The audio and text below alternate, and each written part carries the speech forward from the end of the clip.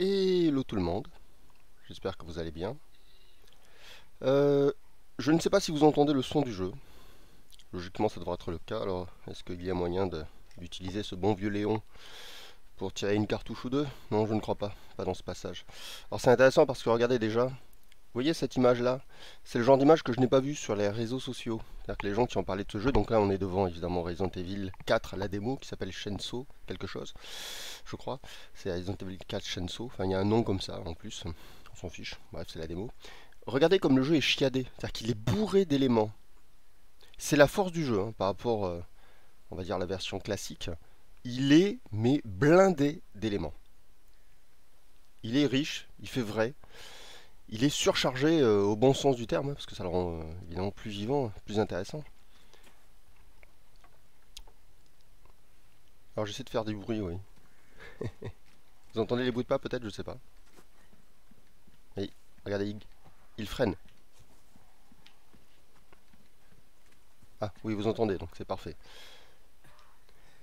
Oui, donc je l'avais déjà terminé, hein, la démo, je l'ai essayé.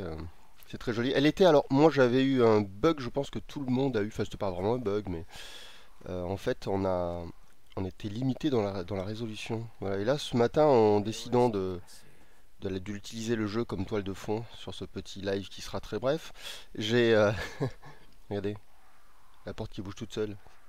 Et oui, parce qu'il y a un peu de Star Wars aussi. Regardez, Léon a la force, vous voyez. Ah, voilà, replie-toi, vous allez voir, je la ramène, je la ramène. Voilà. Voilà, voilà. Et hop, regardez, regardez, regardez. Elle va se repousser. C'est la force. Bref. Et, et oui, j'avais une unité limitée, mais très limitée en définition. Puis là, j'ai vu, alors je sais pas, il y a eu un patch, je sais pas ce qui s'est passé. Et ça y est, la définition s'affiche. Alors, on n'arrête pas de trouver des chiens explosés. Alors, ça m'amuse parce que. Enfin, c'est pas un chien, mais des animaux. Et ça m'amuse parce que. Il y a eu une plainte à un moment, suite à un trailer. Il manquait une scène où il y avait un chien qui était censé avoir la patte prise dans un piège. J'ai l'impression que Capcom a entendu. Et du coup, il y a plein d'animaux explosés. Ah, il y a un mec qui a dit hey, mais les gens ils veulent des animaux explosés. D'accord, c'est bon, allez. Vous savez, il a bougé le petit curseur. Animaux explosés. On est passé de 0,5 à 20%. Mais vous voyez, regardez, le jeu est d'une richesse folle. Moi, c'est ça qui me sidère, hein. Il y a un boulot. On se rapproche évidemment davantage des derniers Resident Evil, mais je le trouve même encore plus chargé que le 7 ou le 8. Quoique le 8 était pas mal, hein. Mais même les intérieurs, vous allez voir. Alors j'ai pas trop touché à la luminosité, hein, c'est un peu sombre, mais c'est plutôt pas mal je trouve pour l'ambiance. J'ai vu que les gens qui jouaient, bon je vais arrêter de critiquer mais bon, les gens qui jouent mettent la lumière à fond quoi. Les gars, c'est un jeu où on est censé avoir peur. Et ils mettent la lumière à fond pour tout voir. Mais quel plaisir de jouer comme ça. Enfin. Mais regardez ça par exemple. Les feuilles par terre. On sent que le matos des précédents épisodes, le 7 et le 8, a été utilisé sur celui-là. C'est blindé. Et c'est marrant parce que les gens parlent du jeu ou font des captures d'écran du jeu. Ils nous montrent Léon qui court et qui se bat, c'est-à-dire exactement ce qu'on avait déjà. Alors comme toujours, on va pouvoir gérer en 3D les items. Bon, ça c'est classique, hein. Voilà, mais il me semble que c'était pas autant le cas dans l'épisode classique. Mais voilà, regardez ça. Je pourrais faire des captures d'écran pour les objections tout le temps. Rien que ça, regarde. Juste là, si on pouvait cacher peut-être Léon. Non. Un petit peu. Un peu feinté. Je sais pas, il faudrait que je prenne du temps. Mais voilà, le jeu est vraiment, vraiment très, très, très détaillé. Il est bourré d'éléments. On dirait des tableaux, quoi. C'est superbe. Voilà. Alors je viens sur le chat un petit peu, puisque ce live est censé être court. Donc c'est vous les héros. De toute façon, même quand il est long, c'est vous les héros. Mais c'est vrai que quand il est plus long, c'est parce que je parle. Et que je ne reviens pas trop sur le chat. Donc comment racontez-vous? Alors bonjour tout le monde, au fait. Oui, quand même, c'est la moindre des politesses. Lorsque l'on fait un live, il faut dire un grand bonjour à chacun. Voilà. Euh, on s'en fout un peu de tout ça. Mais bon, allez.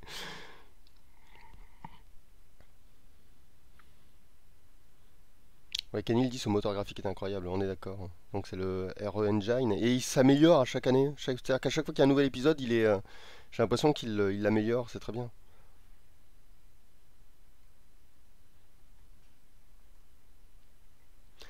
HMK qui dit beaucoup de gens disent préfèrent l'original. Ah, mais c'est parce que les gens, ils arrivent pas avec le changement.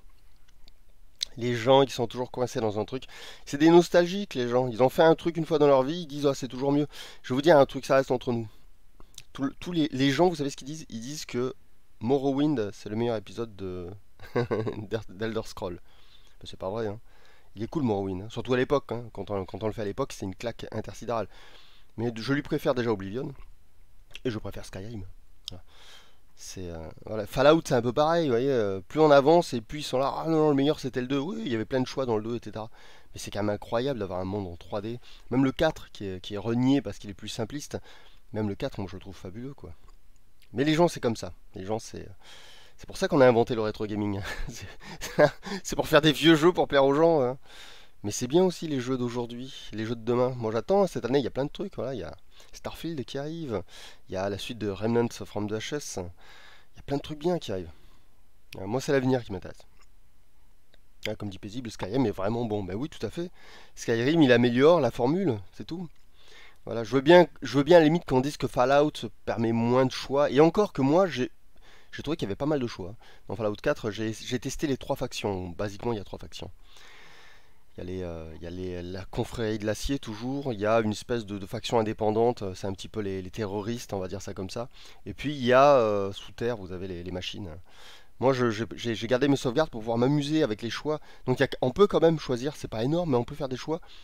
Moi j'ai rien à lui reprocher, je l'ai trouvé très très beau. Le 4, surtout que c'est toujours un peu le même moteur 3D, donc ils ont fait des efforts, Bethesda, ce qui est pas mal. Parce qu'ils sont pas connus pour faire des trucs très propres. Donc oui, voilà, les gens se plaignent. Il faudra attendre Fallout 6 pour qu'il y ait des gens qui disent ah bah vous savez quoi, le 4 en fait il était bien. Ouais, c'est toujours pareil. Voilà pourquoi on passe à côté de chefs-d'œuvre et que 10 ans après, on se découvre qu'il y a des films en fait qui étaient excellents 10 ans avant que personne ne connaît, ou des mangas. En ce moment, je retourne un petit peu sur des mangas, des vieux mangas. Je suis en train de regarder Nana, qui est un shoujo. Je regarde Banana Fish, qui est un shoujo, pareil, qui a eu une adaptation animée dans les années 2000, donc ce qui fait qu'elle est plutôt classe, quoi. Alors que c'est un manga qui doit dater de la période Akira, vous voyez, ça doit être 86, 87, voilà, un peu avant 88, quoi. Et donc ouais, je revois des titres à côté desquels je suis passé parce que moi ils m'intéressaient pas. C'est-à-dire qu'au moment où ils sont sortis, bah, moi je lisais peut-être Akira, tu vois.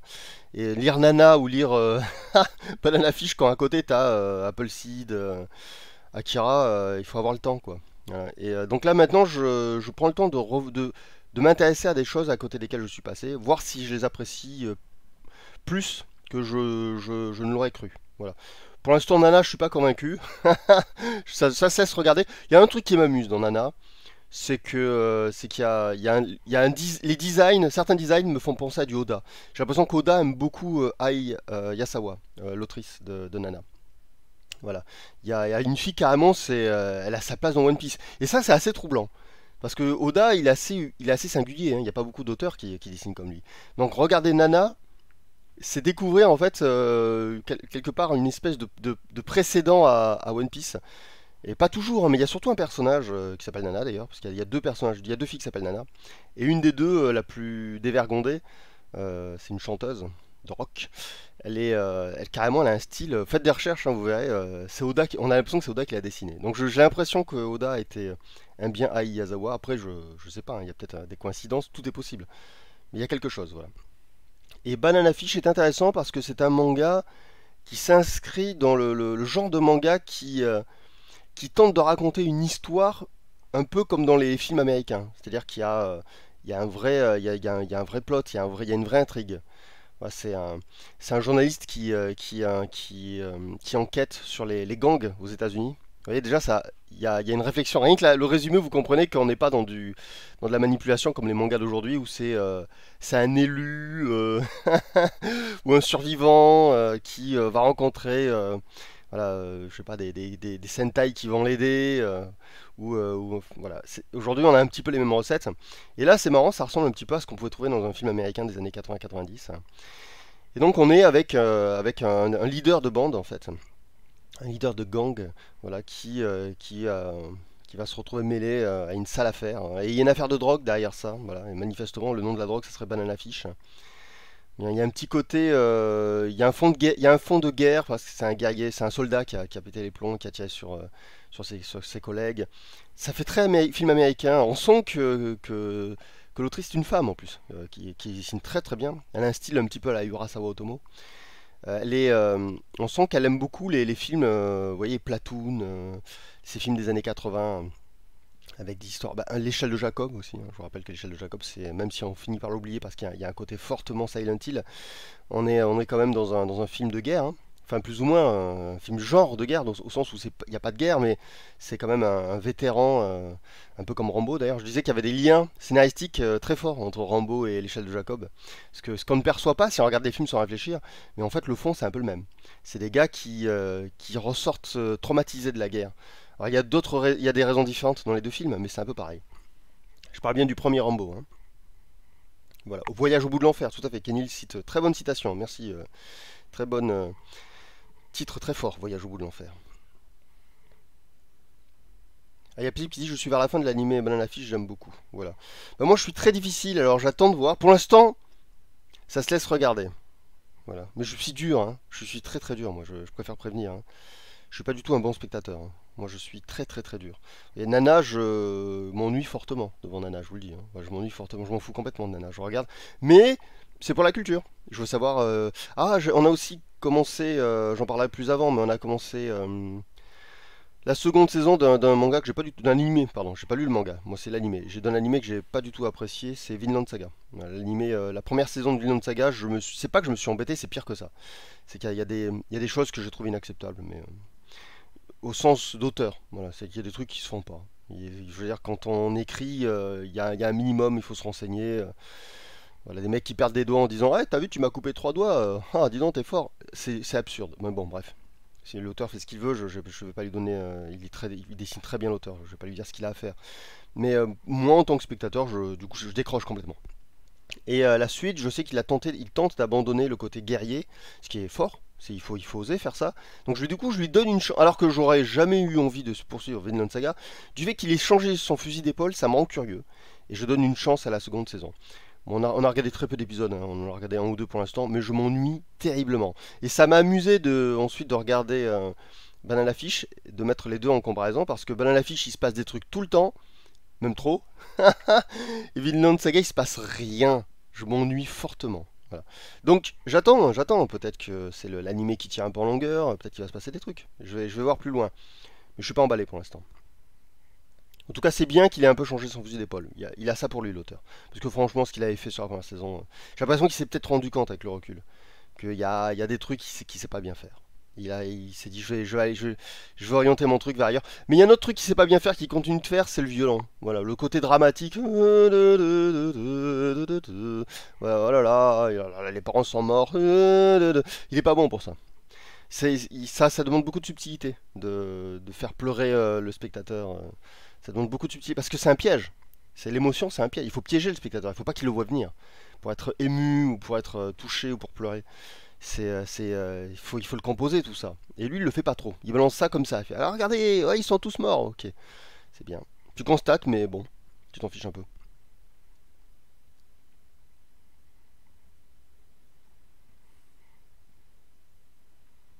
Il y a Inchamki qui nous dit moi j'ai beaucoup aimé les événements de la saison 1 en manga, en animé un peu moins. Ah, je veux bien croire que le manga soit meilleur parce que l'animé je le sens pas bon. Et c'est pour ça que j'ai bien précisé l'animé, pas le manga. Parce que l'animé il est flottant quoi. Il est flottant. Je pense que le manga forcément est meilleur. Je le sens pas l'animé. Voilà. J'ai l'impression que ce que je reproche à l'anime, il n'y a pas que le mangaka qui est responsable. Le mangaka, il a des petits défauts, mais j'ai l'impression que l'anime a mis en exergue ces défauts. Peut-être qu'en manga, ça passe mieux. Ouais, je suis même certain, je suis sûr que ça passe mieux en manga. Parce que il y a des choses en manga, si vous voulez, c'est un peu vous qui êtes le. Quand vous lisez un manga, vous êtes un peu le réalisateur. Il y a des éléments sur lesquels vous pouvez vous arrêter, y réfléchir, les garder en tête alors que vous lisez la suite. Et il y a des éléments où vous pouvez les passer à la trappe. C'est-à-dire que vous les voyez, mais vous pouvez passer à autre chose. Vous êtes un peu réalisateur quand vous lisez un manga.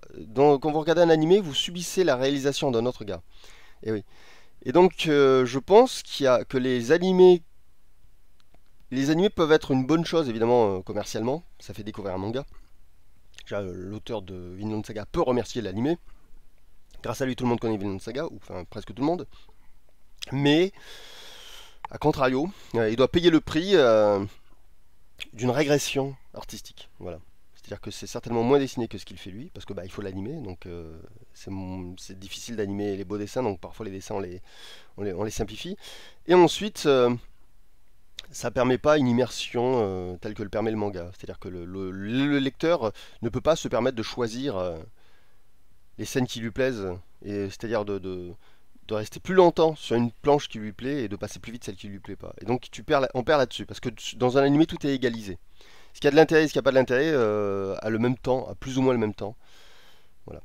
La musique peut rattraper, mais elle est pas. Je trouve que depuis les années, alors là, ça va faire point de vue de vieux con, mais je l'assume.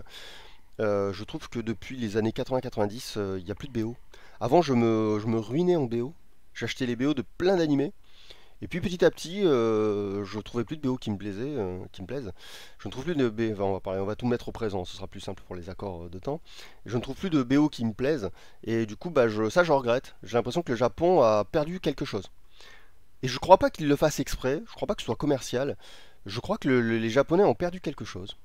Ouais, ouais. Ils ont oublié quelque chose. Ça arrive, hein. Ça arrive même à des scientifiques, hein. Enfin, c'est un classique que dans le temps, on oublie. On a des maîtrises, on a des expertises, on a des savoir-faire qui se perdent avec le temps. C'est comme ça. Et j'ai l'impression que la production d'animé néglige énormément la musique. Un des derniers en date qui a des musiques cool, c'était l'Attaque des Titans, parce qu'il avait Sawano. Et encore, je trouve que c'est pas le meilleur travail de Sawano, mais au moins les musiques sont cool. Et c'est un des derniers en fait. Il y a eu Kill la Kill, mais c'est encore Sawano avant. Je cherche qu'est-ce qu'il y a eu récemment. Hunter x Hunter, j'avais trouvé, mais c'est pareil, ça date de 2000, c'est dans les années 2000, la seconde saison de la seconde série d'Hunter x Hunter.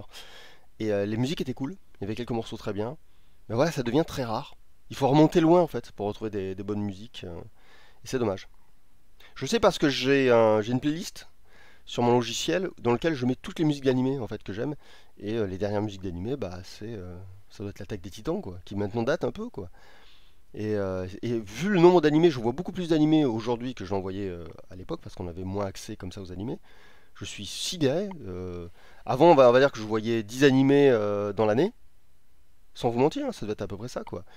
Et j'avais, de 10 sur 10 animés, je devais récupérer 7, 8 albums de soundtrack d'OST, quoi, comme on dit aujourd'hui, de BGM, comme on disait à l'époque. Et aujourd'hui, bah, j'ai l'impression de voir 50 animés par an, et si je il n'y a même pas une BO en fait qui m'intéresse. C'est dommage. Parfois il y a une opening qui me plaît, voire une musique. Ah si, il y avait ah, je retrouverai pas le nom, mais Ezoken. Voilà, je ne sais pas ce qu'il y a avant, mais c'est la fin du titre. Ezoken, j'ai récupéré une musique et l'opening qui m'ont plu. Voilà, dans les plus récents, ça doit être ouais, Ezoken est pas mal. Voilà. Il y a Static Shock qui nous dit les seuls BO que j'ai en CD chez moi, ce sont celles de Death Note et Patlabor. Ah, tu as bon goût. Death Note, le musicien a fait un super travail. Et Patlabor, bah, c'est Kenji Kawai. Moi, carrément, j'écoute les concerts de Kenji Kawai, donc là-dessus, on s'accorde. Ah, Acro dit un truc assez vrai. Il dit la force de Naruto dans la BO, c'est pas faux. Il a 1000 défauts, mais sur ce point, c'est pas mal. Alors moi, je serais plus précis. Je dirais la force de Naruto est dans les chansons, dans les génériques. Pour moi, la force de Naruto, c'est ses openings. Ses openings, elles sont dingues. Autant en animation, autant visuellement que sonore. C'est-à-dire que je pense que la plupart des openings, voire même des endings de Naruto sont devenus légendaires. Je pense qu'il y a c'est rare les animés où tu mets un opening et tu te retrouves dans l'animé. Et les openings de Naruto, tu mets l'opening, c'est un peu comme GTO. GTO, je suis pas très fan de l'adaptation du manga, je trouve que l'anime est pas terrible. Mais les openings, c'était l'arc-en-ciel, casse tout.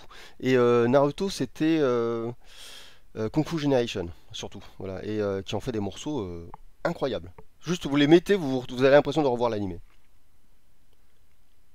Ah, Chemki dit un truc qui pousse à la réflexion. Au cinéma aussi, c'est pareil, les OST sont moins bien pour les films américains. C'est pas faux, ouais, c'est pas faux. C'est pas faux. Genre, pendant que je te dis c'est pas faux, c'est pour ça que je le répète, je suis en train de me repasser les films que j'ai vus. Non, c'est pas faux, mais ils sont un peu meilleurs quand même. J'ai l'impression que au moins une fois ou deux par an, je vais écouter une BO qui m'a bien plu. Donc ils sont moins. C'est vrai qu'ils ont perdu. Tu sais, c'est vrai, c'est vrai. Ils ont perdu en qualité, il y en a moins de bien, mais ils sont pas au niveau des animés, où les animés, sur 50 animés, t'en trouveras même pas une bien. Sur 50 films, tu vas en trouver un ou deux qui auront une BO pas mal. Ah, il faut que je cite, dans le jeu vidéo, il y a quand même... Alors oui, c'est vrai qu'on a parlé d'animé, on a parlé de film, et dans le jeu vidéo, c'est peut-être celui qui s'en sort le mieux au niveau musique. Le jeu vidéo, honnête, je crois qu'il y a encore peut-être un jeu sur 5 où je me dis, tiens, j'ai envie d'aller écouter les BO. Donc le jeu vidéo s'en sort bien. Est-ce que c'est le jeu vidéo qui aurait vampirisé Théorie fumeuse? Ouvrez les guillemets. Les théories fumeuses d'Ayenke. Tatin. Alors, peut-être que le jeu vidéo, qui est devenu quand même aujourd'hui au niveau du marché, c'est ce qui rapporte le plus d'argent. Est-ce que le jeu vidéo est vampirisé parce que c'est une production colossale, il y a plein de jeux qui sortent. Est-ce que c'est le jeu vidéo qui aurait vampirisé les compositeurs? Parce que je pense à Olivier de Rivière, par exemple, qui était un compositeur français, et il fait du super travail. Et voilà, il travaille surtout pour le jeu vidéo, mais le mec est bon. On pourrait l'avoir pour des films ou pour des séries, mais non, il est surtout dans le jeu vidéo. Et j'ai l'impression que ouais, le jeu vidéo qui est devenu ce qui rapporte le plus d'argent aujourd'hui, c'est la production la plus colossale. C'est eux qui ont chopé tous les musiques. Après, en plus, c'est drôle parce que dans le jeu vidéo, le musicien, il a un travail fou à faire. S'il faut, pour un animé, il faut quoi? Aller, on va dire qu'il y a 20 partitions, ça peut suffire. Pour un film, pareil, quoi. 20, 50 partitions, vraiment, si le film est encore, mais une vingtaine de partitions, ça peut suffire. Pour un jeu vidéo, il en faut. La preuve, Sawano, vous prenez Xenoblade X, Cross, donc, et il y a 3 CD, quoi. Donc il faut une centaine de BO à peu près minimum. Il faut au moins le double, si ce n'est plus. Donc peut-être que tous les compositeurs travaillent sur des jeux vidéo maintenant. Théorie fumeuse. J'annonce comme ça. Tiens, je vois Yamisama qui lance Nier Automata. En ce moment, je joue à tous les jeux que j'ai ratés. C'est-à-dire que je me rends compte qu'il y a des jeux depuis 10 ans. J'arrête pas de me dire, mais il faudrait que je le fasse un jour. Et je me suis dit, écoute, arrête de te dire que tu vas faire le jeu, parce que sinon tu le relanceras pas. Au moins, essaye-les. Donc je me suis fait une liste de plein de jeux que j'essaye. Où je m'accorde la possibilité de ne pas les continuer. Juste, je veux savoir de quoi ils retournent. Je vais y jouer. Par exemple, je viens de jouer récemment à Outer Wild.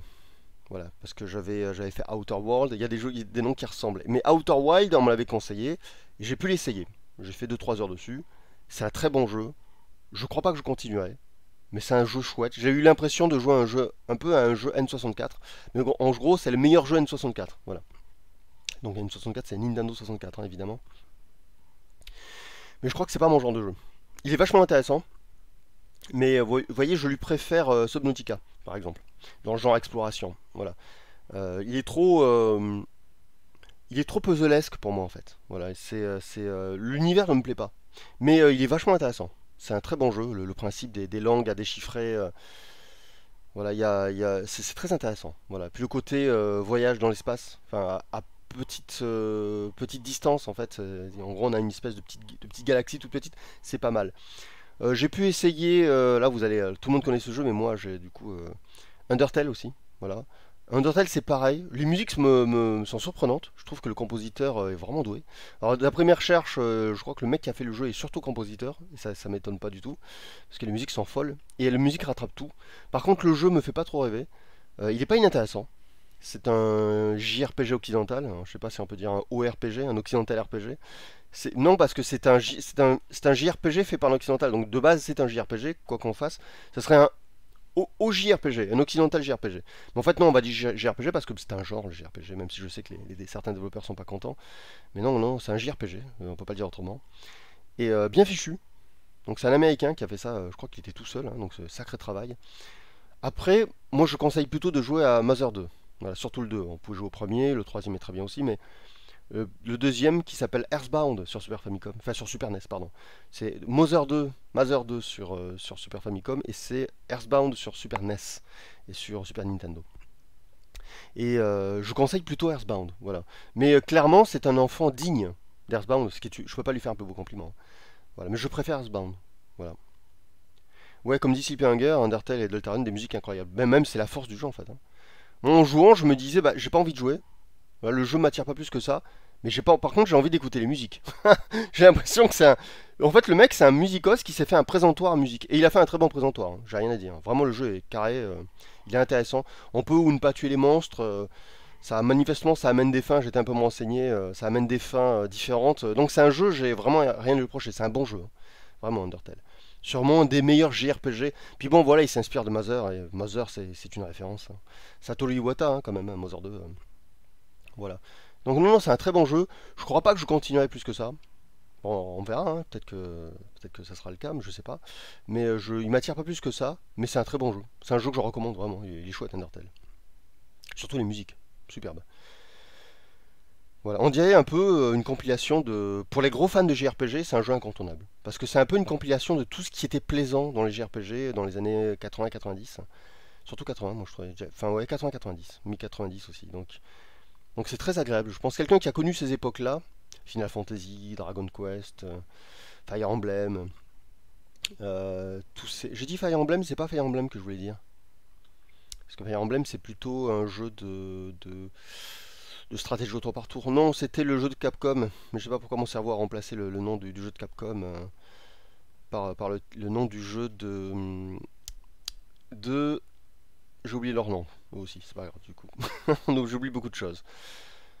Si quelqu'un se souvient du nom du jeu de Capcom, Fire, c'est pas Fire Emblem, mais il y a Fire dedans. C'est pour ça qu'en fait je dois confondre les deux. C'est pas grave. Bref, ça fait beaucoup, ça fait très très jeu des années 80-90.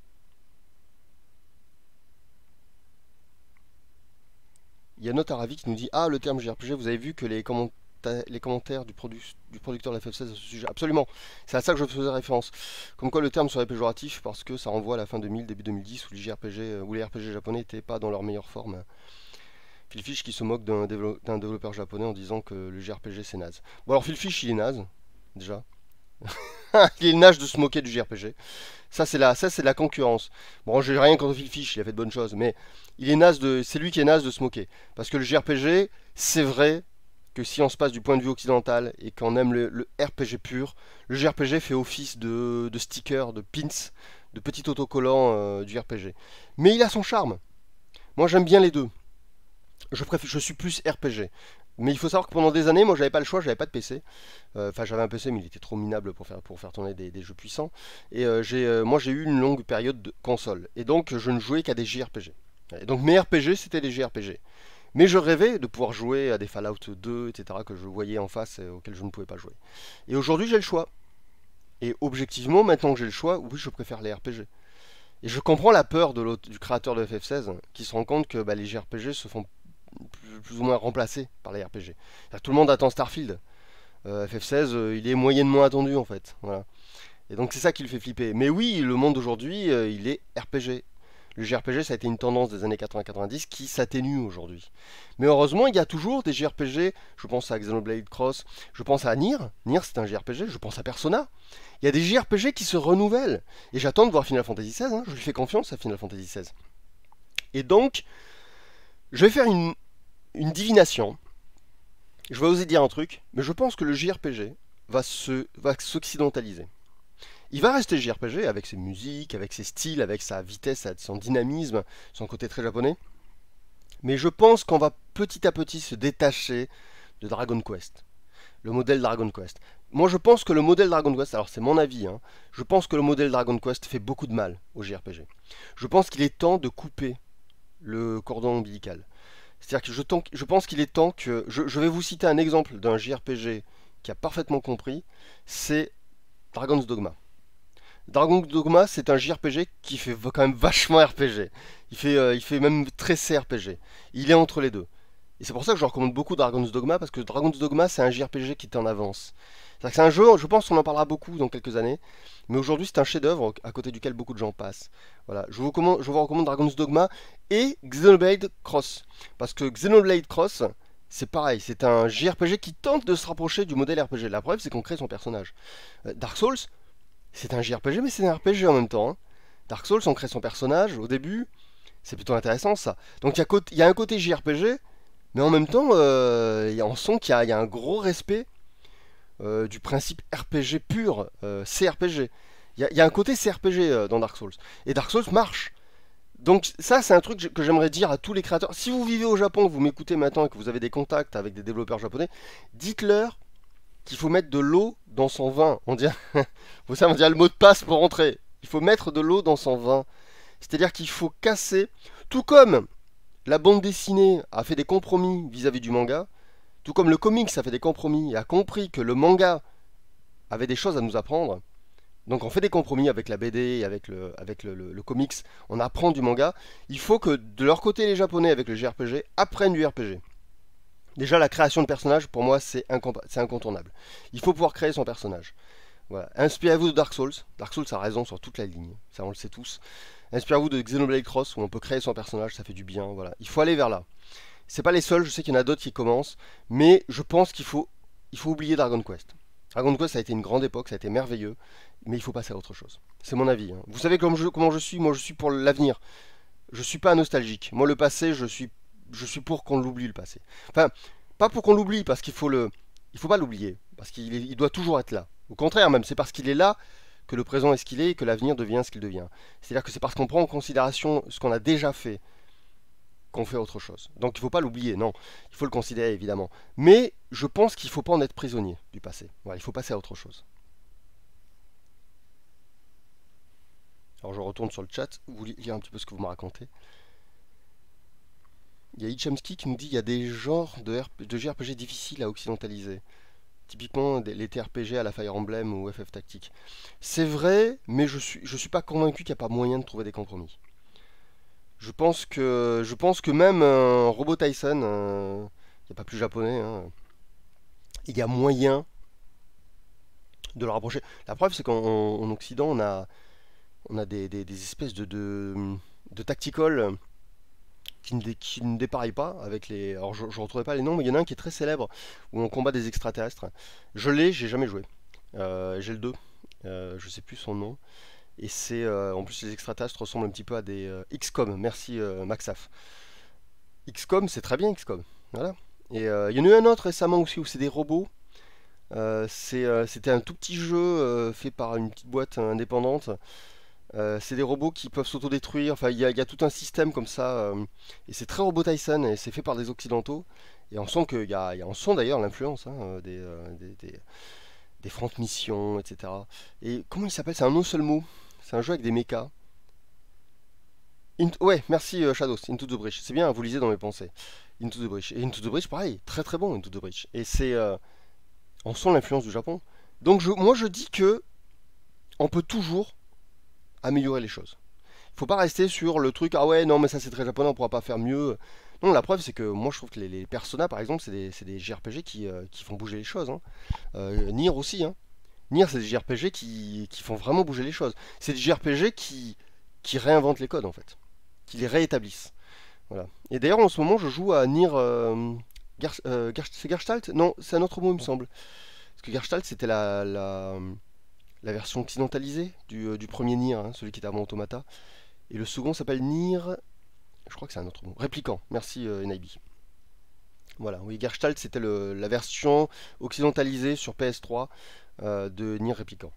Voilà. Et donc, parmi tous les jeux que je reteste, c'est-à-dire les jeux que je compte pas forcément faire, mais que je veux au moins connaître, sur lesquels je veux passer quelques heures pour savoir de quoi ils retournent, j'ai essayé Nier Répliquant, qui faisait partie de cette liste. Voilà, Nier Répliquant, je l'avais pris, mais je n'avais même pas joué. Et celui-ci, il y a de fortes chances que je le continue par contre. Déjà parce que les musiques, voilà, elles calment grave. Très très bon, le musicos, il n'y a rien à faire. Et puis c'est du JRPG qui tente des trucs quoi. C'est du JRPG shoot 'em up. D'ailleurs tiens un clin d'œil à Undertale, hein, qui est pareil, hein, qui est une espèce de JRPG shoot 'em up. Alors qui s'est inspiré de l'autre, je ne sais pas. Est-ce que Taro Yoko était le premier? Il faudrait voir les dates. Est-ce qu'Undertale est sorti avant le premier Nier? Parce qu'il y a du Nier hein, dans Undertale, mais en moins bon évidemment. Bon, Undertale, il n'y a pas les moyens de Nier, puisque je rappelle que Nier, quand même, le premier Nier a été produit par Square Enix, voire même Squaresoft à l'époque. Je ne sais pas si la fusion a été consommée. Ouais, donc c'était quand même une grosse boîte, hein. Et alors que Undertale, c'est un mec tout seul, donc on peut pas vraiment les comparer, quoi. Mais on sent les influences. Le mec qui a fait Undertale, manifestement, est fan de JRPG, quoi. Ouais, Shadows dit Keiichi Okabe, hein, donc c'est le compositeur des musiques de Tekken et de Nier. Et effectivement, il fait bien de le dire. C'est un nom à retenir, voilà. Keiichi Okabe. Voilà. Alors j'avais un truc pour le retenir. Si vous écoutez un peu de la musique japonaise, il y a un groupe qui s'appelle les Akabe. Donc Julien, si tu m'entends, la prochaine vanne est pour toi, Julien. Donc moi je dis Okabe c'est mieux qu'Akabe. Voilà. Désolé Julien. Donc ouais, j'ai un ami qui est très fan des Akabe. Donc Okabe c'est mieux qu'Akabe, ça vous permettra de... C'est un moyen mnémotechnique de retenir le nom de cet excellent compositeur. Okabe c'est mieux qu'Akabe. Il y a Notaravi qui nous dit: le mec qui a fait Undertale devait être fan de Mother. Ah, mais carrément. Toho Project aussi, tu as raison. Et Nier, parce qu'on retrouve pas mal de ça dans son jeu. Tu as tout à fait raison. C'est vraiment ce qu'on ressent. Et très vite en plus, hein, dès les premières heures de jeu. Mais peut-être qu'il. C'est bien Undertale, mais peut-être qu'il faut jouer à ces jeux aussi. Ouais, il faut jouer au shoot 'em up de Toho Project, il faut jouer à Mother, et jouer à Nier. C'est peut-être mieux en fait, moi je trouve. Ouais, c'est bien de jouer à la fanfiction, c'est ça, hein. Undertale, c'est une fanfiction de ces jeux-là, en fait. C'est bien de consommer la fanfiction qui est noble, qui est digne, hein. Le mec est doué, hein, surtout les musiques. Mais moi, je pense qu'il faut faire il faut faire les maîtres. Il faut faire Nier, il faut faire Mother. Là, vraiment, ça, c'est des jeux incontournables.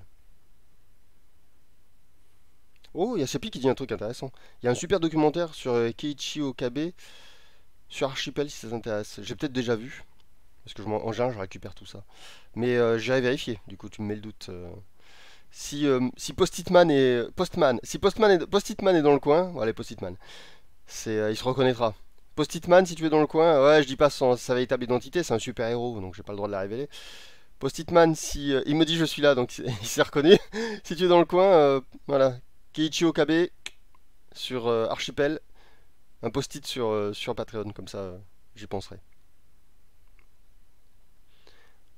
Et je vois Alt F4 qui vante les. Vas-y, Alt F4, il vante les mérites de Xenoblade Cross et il a raison. Il a raison! C'est bien Xenoblade Cross. Vous êtes tous passés à côté de ce jeu parce qu'il est sorti sur Wii U et c'est triste. Vous êtes passés à côté du meilleur. C'est trop bien, Xenoblade Cross. Voilà.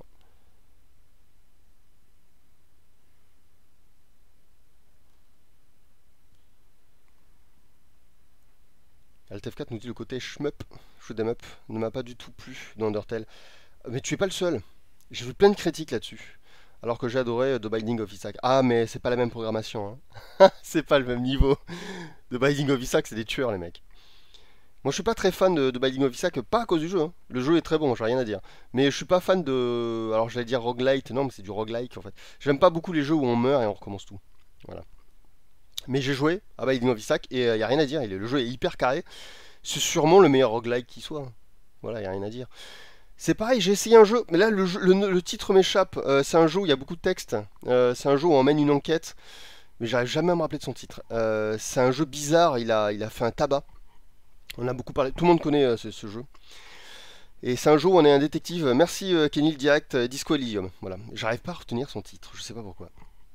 Disco Elysium. Et pareil, j'ai lancé Disco Elysium, je passais quelques heures dessus, je m'amuse bien. J'aime bien Disco Elysium, c'est un très bon jeu. Je vais même dire un truc incroyable. C'est le meilleur point and click que j'ai fait de toute ma vie, de loin.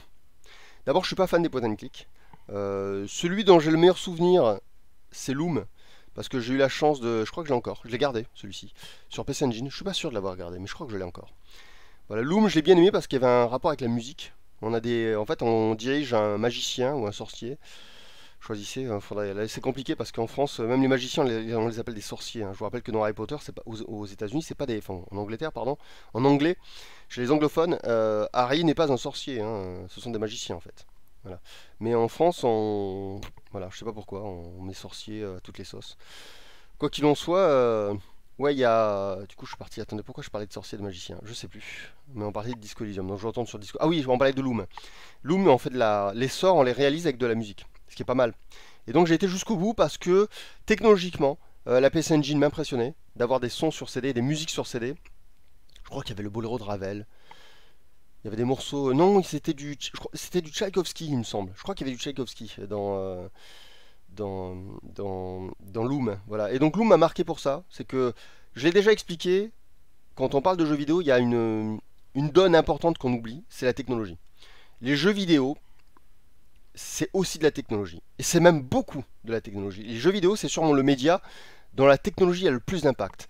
Et faire un jeu vidéo au moment où il sort, parce que technologiquement c'est une claque, ça vous rend le jeu 10 fois meilleur que ce qu'il est. Voilà. Et Loom, c'est un point and click tout à fait convenable, mais moi je l'ai fait sur Super CD-ROM. Super CD-ROM, très précisément, ça se dit comme ça. J'ai un doute, est-ce que c'était CD-ROM ou Super CD-ROM? Il faudrait que je le voie. Je crois que c'était CD-ROM, parce que de mémoire, la tranche était verte. Mais j'ai un doute. Parce que c'est compliqué, on va pas revenir là-dessus, mais le Super CD-ROM, c'était la version 2.0 du CD-ROM sur PC Engine. Et on dit, oui, on dit ROM, c'est ROM au carré, en fait. Voilà. Et donc, Loom, j'ai un très bon souvenir. Mais voilà, c'était un jeu qui technologiquement me happait. C'est-à-dire que les graphismes, c'était un jeu qui était dans l'air du temps. C'est-à-dire qu'au moment où je le faisais, il n'y avait pas d'autres jeux qui étaient beaucoup plus beaux que ça. Voilà. Et c'est important. Il y a des jeux qui passent bien parce qu'ils sont... Peut-être que Cyberpunk 2077, dans 20 ans, il sera injouable. On se dirait c'est une daube, il est absolument inintéressant, etc. Mais quand on le fait, Cyberpunk 2077, au moment où il sort, et ça a été mon cas, quand on a une version PC et pas console, parce que les versions console n'étaient pas bonnes, il est bluffant. Technologiquement, moi, je me baladais dans la ville, j'étais vraiment dans une ville, je me suis régalé, quoi. Et c'est important, ça fait partie du jeu. Moi, je sais bien qu'il y a un combat, il y a un conflit entre la forme et le fond. Je suis d'accord avec ça, hein. C'est vrai que ce qui prime, c'est le fond, c'est pas la forme. Mais il se trouve que le jeu vidéo est technologiquement influencé. Voilà. Un jeu vidéo qui est beau, qui utilise toutes les capacités de votre machine, même s'il est moyen, même s'il est creux, vous allez le faire en fait. Je vous prends un exemple. Moi, quand j'ai eu mon PC, un des premiers jeux que j'ai lancé, c'était... Ah, je ne retrouverai pas son nom. C'est un jeu à la Edith Finch. C'est un jeu à la... Vous savez, c'est ce qu'on appelle des walking simulator. C'est un jeu qui coûtait rien. Je l'avais pris un peu comme une démo. Parce que les gens disaient, bah, c'est un jeu magnifique. Mais en fait, vous faites que marcher. Et c'est pareil qu'Edith Finch. Je crois que c'est un nom. C'est juste un nom d'un gars. Et en fait, j'ai fait en entier le jeu. C'est ça, je crois, Kenil. The Vanishing of Ethan Carter. Sûrement un jeu que je ne relancerai jamais. Hein. Mais j'ai fait le jeu en entier. J'ai fait tout le jeu. J'ai trouvé même des secrets dans le jeu, etc. Pourquoi? Parce que c'était magnifique. Les forêts, tout. Le jeu était sublime. Et en fait, j'avais jamais joué à un jeu aussi beau. Parce que j'étais sur PC. Que le PC, bah, c'est pas des consoles, quoi. Et donc, c'était le jeu le plus beau que je faisais de ma vie à ce moment-là. Et du coup, je l'ai fait en entier. Mais en fait, le jeu, c'est un walking simulator. Alors, j'ai rien contre le genre, en fait. Moi, j'aime bien les walking simulators de temps en temps. Ça me dérange pas du tout. C'est pas péjoratif chez moi quand je dis walking simulator. Et en fait, oui, je me suis régalé, quoi. J'ai fait tout le jeu. Et j'ai bien aimé, j'ai un bon souvenir du jeu. Je me rappelle avoir passé des heures à fouiller une pièce, quoi. Mais c'était beau. Donc, étrangement... Non, alors Firewatch, il y a Shadows qui propose Firewatch. Alors, Firewatch, à chaque fois, je veux le faire. Mais je le lance pas. Et là, enfin, je l'ai lancé. J'ai passé une demi-heure dessus. Petit problème. Le jeu n'est pas sous-titré. C'est-à-dire qu'il y a les sous-titres évidemment de l'interface, mais la fille qui nous parle, parce que vous savez ce que c'est, Firewatch, c'est un jeu où on est guidé par une dame qui nous parle à l'autre bout d'un talkie-walkie, sauf qu'elle parle anglais et c'est pas sous-titré. Et là, problématique. Voilà, parce que je parle pas assez l'anglais. Je peux comprendre ce qu'elle dit, mais ça m'est pas agréable. Et le peu que j'ai fait du jeu m'a permis de voir ce qu'était le jeu, et finalement, ça me suffit, quoi. Donc je pense que je ferai pas Firewatch. Si un jour il y a une trad, peut-être que je le relancerai, mais là je n'ai pas la motivation. Voilà. Et en plus je vieillis et je deviens de plus en plus difficile avec les jeux. Et je me rends compte que aujourd'hui je joue surtout aux jeux qui ont une teneur RPG. C'est-à-dire que voilà, j'attends comme un fou Starfield. Je risque de claquer une fortune à sa sortie. Ouais, j'attends comme un fou Starfield. J'aime aussi beaucoup les jeux qui permettent de customiser son personnage, un peu comme dans Dark Souls, c'est-à-dire bah, c'est du RPG, ça reste du CRPG quoi. C'est-à-dire des armures, choisir des armes, etc. Choisir des skills. J'aime beaucoup ça. Et les jeux qui n'ont pas ça, j'ai du mal. Parce que là, par exemple, il y a un jeu, c'est une confession, un très bon jeu, d'Hideo Kojima, dont le nom m'échappe. C'est Death Stranding. Death Stranding, j'ai fait la moitié, je suis passé à un autre jeu entre temps, et il a sorti une mise à jour que j'ai prise, je sais pas même si elle n'était pas payante, je crois que je l'ai payée, et je me suis dit il faudra que je relance le jeu. Et j'avais relancé le jeu, mais il a fallu que je mette à jour du coup le jeu, c'était compliqué, le jeu m'avait demandé de relancer l'ancien jeu. Donc le temps que j'avais accordé de jeu au jeu, le temps de jeu que j'ai accordé au jeu, était passé dans de la configuration, et j'avais à peine relancé le jeu, et je m'étais rendu compte que j'avais tout oublié. Et je sais pas, j'étais pas très motivé en fait à me remettre dans le bain.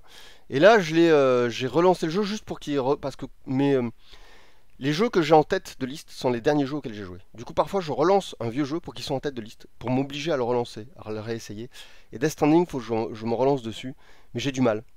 Voilà, j'ai beaucoup de mal.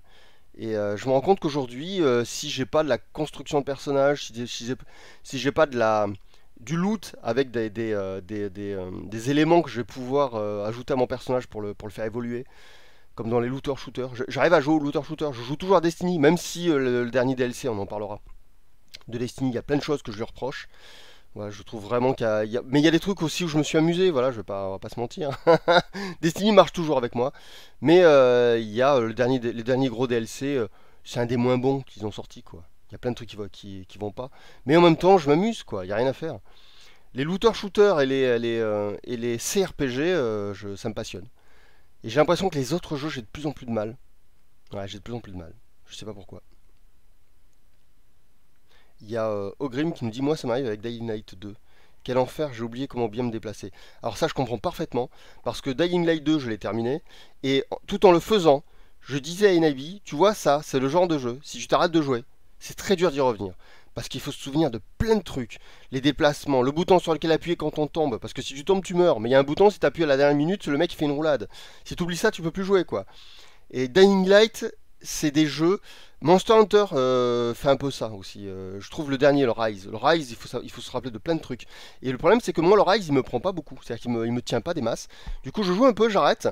Et j'attends les mises à jour. Et quand il y a une mise à jour, je le relance. Et quand je le relance, il faut que je me rappelle les combos, etc. Je dois tout me rappeler. Et j'ai l'impression que c'est un mal qui touche les jeux vidéo actuels et qui va les toucher de plus en plus. Parce que les jeux se complexifient. Les jeux, alors qu'ils étaient censés, en tout cas Nintendo, c'est ce qu'ils voulaient avec la Wii, les jeux étaient censés s'ouvrir au grand public. Actuellement, c'est le contraire qui se passe. On a des jeux qui sont spécialisés. Les Skyrim, les Dark Souls, etc. C'est des jeux, tu peux pas les mettre entre les mains de Monsieur Tout-le-Monde. Monsieur Tout-le-Monde, il va rien comprendre. Le nombre de trucs qu'il faut retenir, le nombre d'actions qu'il faut mémoriser, ne serait-ce que pour le maniement, etc., la manipulation, etc. C'est des jeux hardcore. Au sens c'est des jeux faits pour les gros joueurs de jeux vidéo. Et c'est bizarre, il y a The Division aussi qui est comme ça. Et moi, c'est les jeux qui me plaisent. En fait, j'ai besoin de jeux hardcore. J'ai besoin de jeux qui me demandent, un peu comme Dying Light. Dying Light, bah, j'ai commencé à jouer, j'ai plus arrêté. J'ai été jusqu'au bout. Peut-être parce que justement, je me dis si j'arrête, je pourrais plus continuer. Donc peut-être que c'est une volonté des développeurs de faire des jeux complexes qui nous obligent à les faire. Parce que si on arrête, on s'y remettra jamais. Et Death Stranding me fait ça, par exemple. Voilà. C'est un jeu de joueurs hardcore, sans doute Death Stranding, où il faut retenir des trucs, etc. Dans le maniement, puisque le mec il faut savoir jouer avec, sinon il se casse la gueule tout le temps. Et j'ai l'impression que ces jeux-là, si on les arrête en cours, on n'a plus envie d'y jouer, quoi. Voilà. Ichumki nous dit un truc assez juste, il dit le grand public est sur mobile, et c'est vrai. Et Hironobu Sakaguchi y est passé avec un super RPG qui s'appelle Fantasian dernièrement. J'espère qu'il a réussi. Ouais, Fantasian, j'étais au courant qu'il faisait ce jeu-là. J'aime bien Hironobu Sakaguchi. Et j'espère que son Fantasian aura marché parce que c'est un projet qui porte depuis longtemps. Et il y a de nombreux projets qu'il a fait depuis Final Fantasy qui n'ont pas toujours marché. Je pense à Blue Dragon, si je me souviens bien du titre. Et il a toujours Uematsu avec lui. Voilà, il embarque toujours Uematsu dans ses projets. Et j'aime bien Uematsu aussi. Donc pour moi, c'est deux vieux en fait. Voilà. C'est deux vieux que je surveille en me disant j'espère que leur prochain jeu va marcher. Qui gagnent assez d'argent pour être tranquille. Après, ils ont peut-être pas besoin d'argent. Hein, mais voilà. Je les aime bien, ces deux vieux. Shadow nous dit Fantasian, le début était un peu chiant malheureusement. Ah, bon. Mais oui, c'est des gens qui ont. C'est des personnes d'une autre époque. Et les gens d'une autre époque, ils comprennent pas le monde actuel et ils comprennent pas l'avenir. Voilà. C'est comme les gens qui ont grandi avec Dragon Ball et qui font de la BD ou du manga et il n'y a rien à faire. Ils sont coincés dans les années 80. Le monde a changé. Hein. Depuis, on a eu Sonny Boy, on a eu IQ, on a eu même Dr. Stone, quoi. Et on a Chainsaw Man actuellement. L'avenir du manga, il est évident. Hein. Et l'avenir du manga, c'est pas les années 80. Hein. C'est autre chose. Et il faut aller vers cet avenir-là, hein, c'est ça qui est intéressant. Moi je suis content parce qu'avec Orion, clairement, hein, parce que bon, vous n'avez pas cette chance-là, mais moi je peux lire le cinquième volume déjà, s'il est fini à 95%. Je crois qu'il lui manque, en gros, il lui manque un chapitre. Mais bon, c'est un chapitre où il y a beaucoup de travail parce que il y a un personnage dont il faut se fixer définitivement sur le chara design, parce qu'il apparaît dans ce chapitre. Et ce personnage a quelque chose avec lui, dont il faut aussi se fixer définitivement sur le design. Voilà, donc c'est un chapitre un peu compliqué. Mais Naibi est là, elle peut vous en parler mieux que moi. Mais moi j'ai la chance déjà de savoir à quoi ressemble Orion 5 et je peux vous dire que résolument on est tourné vers l'avenir. Voilà. Surtout scénaristiquement d'ailleurs. On sent que je me détache de moi-même, je fais César. César parle de lui-même. Donc Ayenke parle de lui-même. On sent que le scénariste donc, a joué à beaucoup de jeux vidéo et il s'est posé la question de savoir comment raconter une histoire sans qu'on ait l'impression que quelqu'un la raconte. Voilà. C'est ça toute la difficulté aujourd'hui. Comment raconter une histoire sans que ça se voit. Parce que aujourd'hui, les jeux vidéo qui s'arrêtent et d'un coup il y a du texte qui apparaît ou un mec qui vous parle pendant un quart d'heure, c'est plus possible. Il faut trouver des combines. Fallout par exemple, sa combine c'est vous savez les espèces de disquettes, je sais plus les audiologues ils appellent ça je crois, les audiologues. C'est une super combine. Hein. C'est-à-dire que vous continuez de jouer et vous avez une voix qui vous raconte une histoire. Du coup vous n'êtes même pas obligé de l'écouter. Vous pouvez même la passer. The Division fait ça aussi. Bon, The Division, c'est du flan le scénario. Fallout essaye un peu plus de raconter des choses. The Division, vous pouvez passer. Hein. Les audiologues, ils servent à rien. Vraiment. The Division, c'est un looter-shooter qui se fait passer pour plus scénaristique qu'il ne l'est. Fallout, il y a un fond encore. De temps en temps, il y a vraiment des personnages qui vous racontent des histoires. C'est pas trop mal. C'est pas trop mal. Ça fait le taf, quoi. C'est le minimum. Donc, les audiologues, c'est une bonne solution. C'est-à-dire que vous continuez de jouer sans problème, mais vous avez quelqu'un qui vous raconte une histoire, c'est pas mal. Il y a Shadow qui dit j'avais oublié Orion, pourtant je suis là pour ça, et à la base, des nouvelles à donner. Ben on est au bout du bout. Voilà, c'est plus qu'un chapitre, et, euh, et c'est fini. Donc on est au bout du bout, ça va se faire dans les... Je pense qu'on peut parler de semaines maintenant, quasiment. Peut-être pas de plus... Je crois que c'est une question de semaine. Voilà. C'est plus Je pense que c'est plus une question de mois. Et si c'est des mois, c'est des petits mois. Ah, Gamati dit les audiologues c'est une bonne combine, mais ça montre les limites. Faudrait revoir la formule depuis Bioshock. Ah ouais, Bioshock, bonne référence. Même j'irais plus loin, avant Bioshock, il y avait System Shock aussi, qui est un des premiers à avoir tenté des trucs. Il y avait aussi, il y a eu d'autres jeux, il y a eu, ah je sais plus le nom. Il y a deux trois jeux qui ont tenté des trucs. System Shock c'était Half-Life aussi, hein, qui a apporté des choses très importantes par exemple. Oui. System Shock, son idée on va pas faire parler les humains. C'est qu'à chaque fois que tu rencontrais quelqu'un, il mourait dans tes bras, quoi. Du coup, il y avait jamais, c'était malin. Il y avait jamais t'avais jamais de protagoniste avec qui tu pouvais échanger, quoi. Il y a quelqu'un, je vais pouvoir parler avec lui. Merde, il prend une balle. Oh là là, c'était malin, quoi. C'était malin. Voilà. Donc, oui, c'est un dilemme, on va dire séculaire. Enfin, oh, c'est un peu fort séculaire. C'est un dilemme, on va dire depuis des dizaines d'années dans le jeu vidéo. Et moi qui me touche, hein, j'y pense tous les jours. Comment raconter une histoire sans donner l'impression de la raconter? Dark Souls, c'est une solution. C'est de la narration contemplative. Mais c'est une triche aussi. Parce qu'en vérité, Dark Souls ne raconte rien. Eh oui. Ah là, il y a les fans de Dark Souls, ils vont s'énerver. Mais en vérité, Dark Souls ne raconte rien. Ils vous laissent imaginer. Mais en vérité, 10 joueurs vont inventer 10 histoires différentes. Ce qui est génial. Moi, je trouve ça fort. Et moi, je trouve que Dark Souls, c'est une très bonne méthode. Parce que Dark Souls nous laisse imaginer. C'est à notre libre interprétation. Et les gens qui disent si, c'est ça qu'il veut raconter, non, vous avez tort. Dark Souls ne vous dit pas ce qu'il veut raconter, il vous laisse imaginer. Il nous montre des statues, il nous montre des armures défoncées dans un mur. On s'imagine qu'il s'est passé un truc avant. Et c'est une très bonne façon de faire. C'est même la façon ultime, puisqu'un jeu vidéo, c'est vous qui jouez, c'est vous qui êtes les créateurs du jeu. Vous êtes les réalisateurs, vous êtes le scénariste de votre propre jeu. Donc Dark Souls, en vous laissant décider, c'est le summum en fait. Donc la narration contemplative, quand elle est bien faite, c'est très bien. Voilà. Et je pense qu'il y a un peu de narration contemplative dans les œuvres qui se soucient de raconter des choses. Vous prenez par exemple Retour vers le futur. Vous savez cette scène dans Retour vers le futur 2 où Marty McFly est face à une vitrine, et dans la vitrine il y a plein d'objets, et on peut faire une pause. Il y a l'almanach. L'almanach qui va influer sur le cours du temps et du scénario. Il est déjà là. Mais il n'y a pas que ça. Il y a plein d'éléments. Par exemple, juste avant, c'est un peu lié, il y a Marty qui joue à un vieux jeu Nintendo devant des gamins qui comprennent pas ce que c'est que jouer avec les mains, quoi.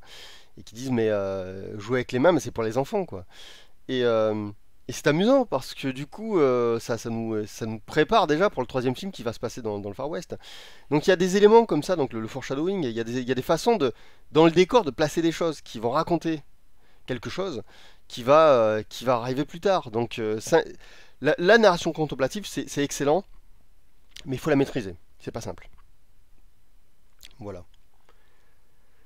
Il y a Clems qui dit d'Empré, j'ai fait sauter la station, je me suis enfui avec mes pouvoirs, dans l'espoir d'être un super-héros. Alors moi, d'Empré, j'ai pas utilisé les pouvoirs.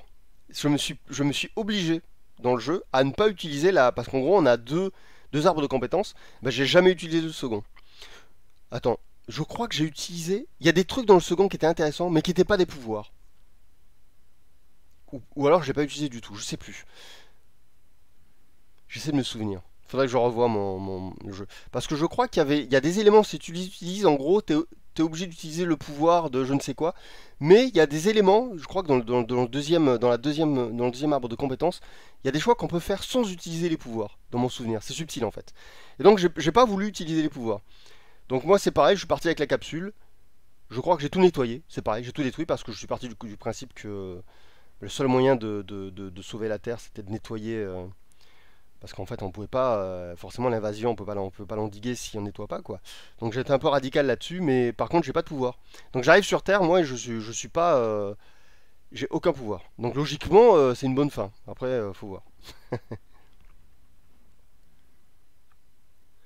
Alors il y a Fafa qui nous dit, salut Fafa d'ailleurs, près de la déception scénaristique à la fin, mais ce jeu est génial quand même. Alors je peux comprendre effectivement la déception scénaristique parce c'est un jeu qui est un peu, j'ai l'impression qu'à la fin, malgré les choix, on n'a pas trop le choix. Donc pour moi c'est ça qui m'a déçu. Donc je pense qu'on parle un peu de la même chose. C'est que j'ai l'impression que la fin, moi par exemple j'avais tout fait pour pas que la Terre soit infestée à cause de moi, et manifestement elle l'est quand même à la fin. Donc j'avoue que moi aussi j'étais un peu déçu. Je me suis dit, ben non, j'ai accepté pendant tout le jeu de ne pas prendre le deuxième arbre de compétences. J'ai j'ai fait en sorte de tout détruire pour qu'il n'y ait pas de possibilité que les créatures envahissent la Terre. Et à la fin, ça finit, il me semble, il y a un plan, on voit que la Terre est envahie. Je me suis dit non, c'est pas juste. C'est pas juste. J'ai même été jusqu'à, c'est pour vous dire, à un moment, on a un choix crucial. On se rend compte qu'il y a un petit vaisseau en fait qui est parti de la station où on se trouve. Et dedans, il y a des gens vivants, mais il y a la forte probabilité, même c'est avéré quoi, que parmi les gens vivants, il y a un infecté. Et on a le choix, c'est soit on tue ces gens, soit on laisse le vaisseau partir pour aller sur Terre. Et moi, je l'ai dézingué. Voilà. Vraiment, j'ai été un radical. J'ai dit non, quoi. J'ai décidé que rien ne devait euh, partir de cette station et toucher la Terre. J'ai essayé de sauver la Terre. Au prix de mon âme, quoi. En me disant, tant pis, quoi. Je fais des choix horribles. Je tue des gens, je sacrifie, mais la Terre doit être sauvée. Et j'ai tout fait dans ce sens-là. Et il me semble qu'à la fin, il y a une sorte de vision où on voit que la Terre est quand même envahie. Je me suis dit, putain, c'est pas juste. Mais je pense que les développeurs se sont dit, on va faire la suite du jeu sur Terre. Je pense, hein, c'est l'idée que j'ai. Et ils se sont dit, du coup, on va mettre cette image pour faire un petit peu, pour donner envie pour la suite. Mais du coup, les gars, moi, ça m'embête parce que. Donc, c'est peut-être pour ça que la fin a déplu, je sais pas.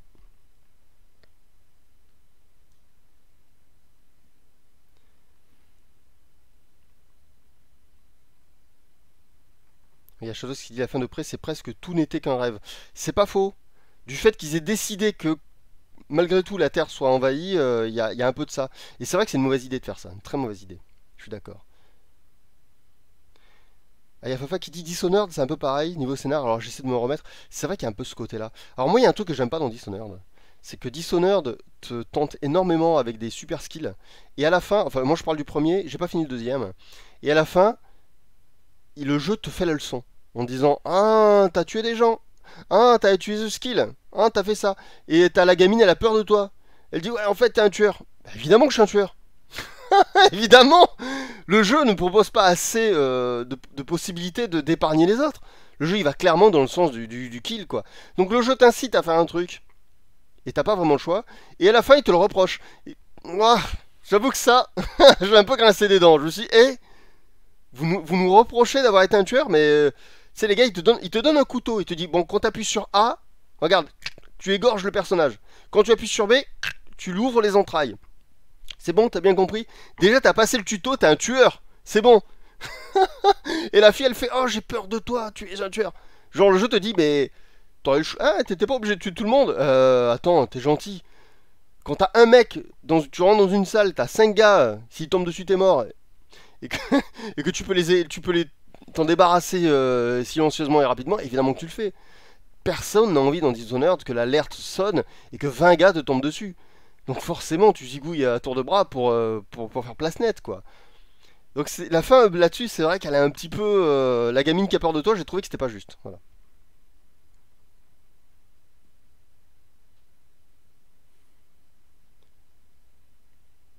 Ouais, le pouvoir des rats, comme dit Gamati. Alors, moi, je l'ai pas utilisé.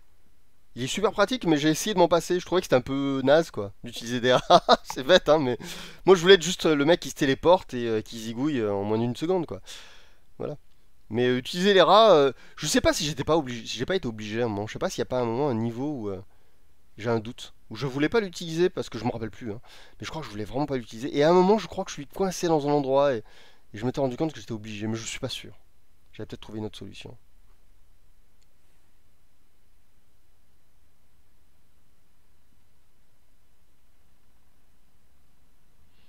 Et il y a Shadow qui dit Yenke a abandonné la demi-heure, ce qui fait qu'il me rappelle à mes devoirs. J'étais censé faire qu'une demi-heure. En plus, on s'est couché très tard hier. Je me suis levé 20 minutes à peu près avant de faire le live. Et je me suis dit, je suis complètement à côté de la plaque. Ce que je vais dire sera complètement inintéressant. Je vais pas leur imposer ça. Donc je vais faire court. Ben là, on est déjà à 1h16. Donc j'aurais fait 1 heure, quoi. Donc on va pas tarder à s'arrêter quand même. On va dire que c'est pour. Je m'excuse d'avoir été en retard. Donc du coup, on aura fait une demi-heure de plus pour l'excuse.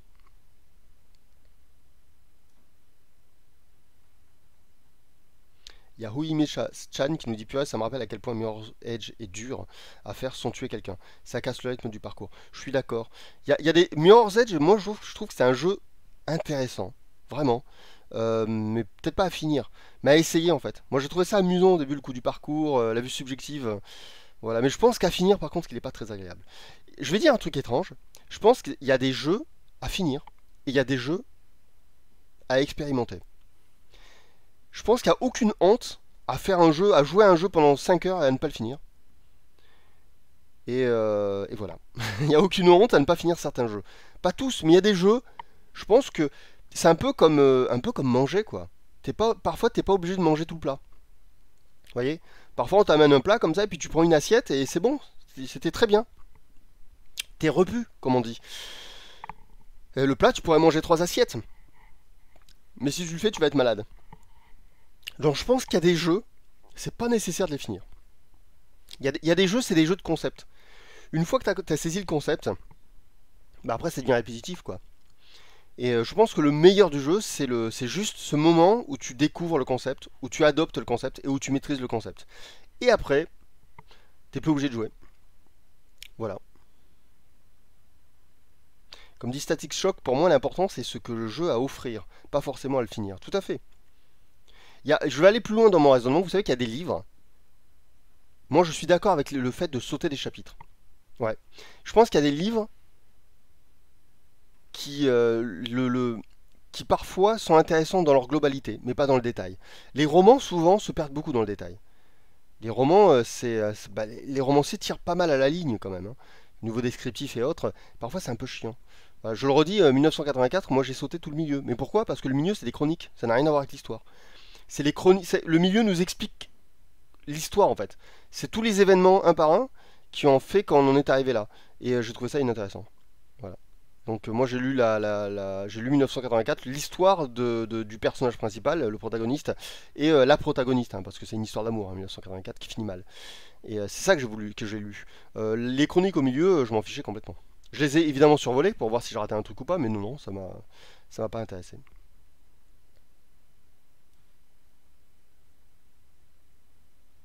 Ah, il y a Chumki qui dit un truc intéressant. Faut pas avoir de FOMO, donc Fear of Missing Out pour faire ça.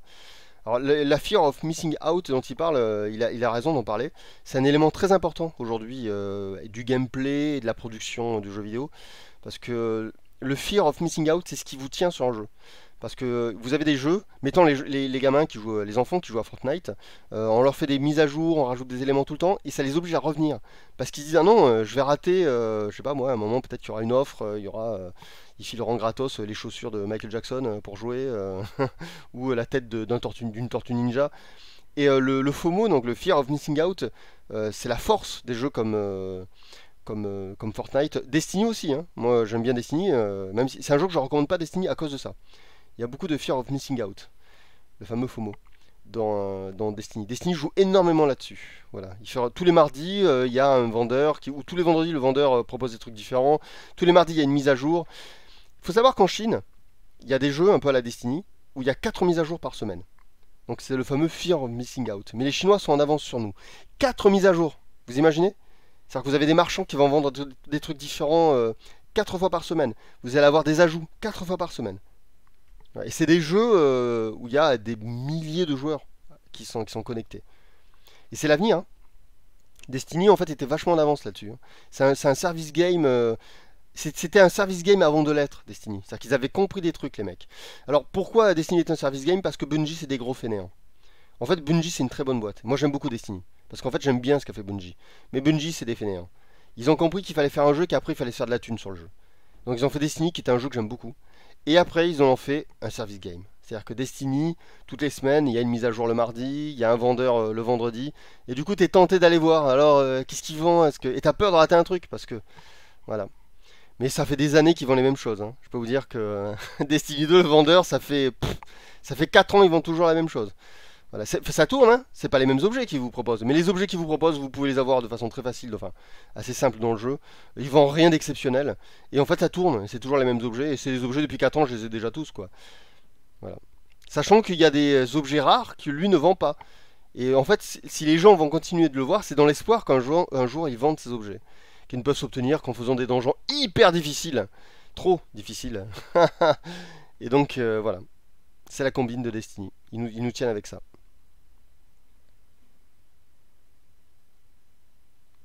Il y a Notaravi qui nous dit ouais mais du coup 4 mises à jour par semaine, les gens vont-ils pas se lasser de devoir tout le temps être à la page? Non, non, non, ça marche bien. Les gens se lassent pas, au contraire. Même inconsciemment, il y a des... On va en parler. Attends, je lis la fin de ce que tu nous dis. On va se retrouver dans le cas des anciens MMORPG où il fallait tout le temps être connecté pour ne pas être largué. Mais c'est ce qui se produit. Et c'est le but des producteurs de jeux. Les jeux ne veulent pas que vous abandonniez le jeu. Les producteurs de jeux veulent qu'on reste tout le temps connecté sur le jeu. C'est le but. Et ça marche, hein, le principe de l'élément qu'on n'a pas envie de rater. Ça marche fortement. Moi, ça marche même un peu sur moi. Donc j'imagine les plus jeunes.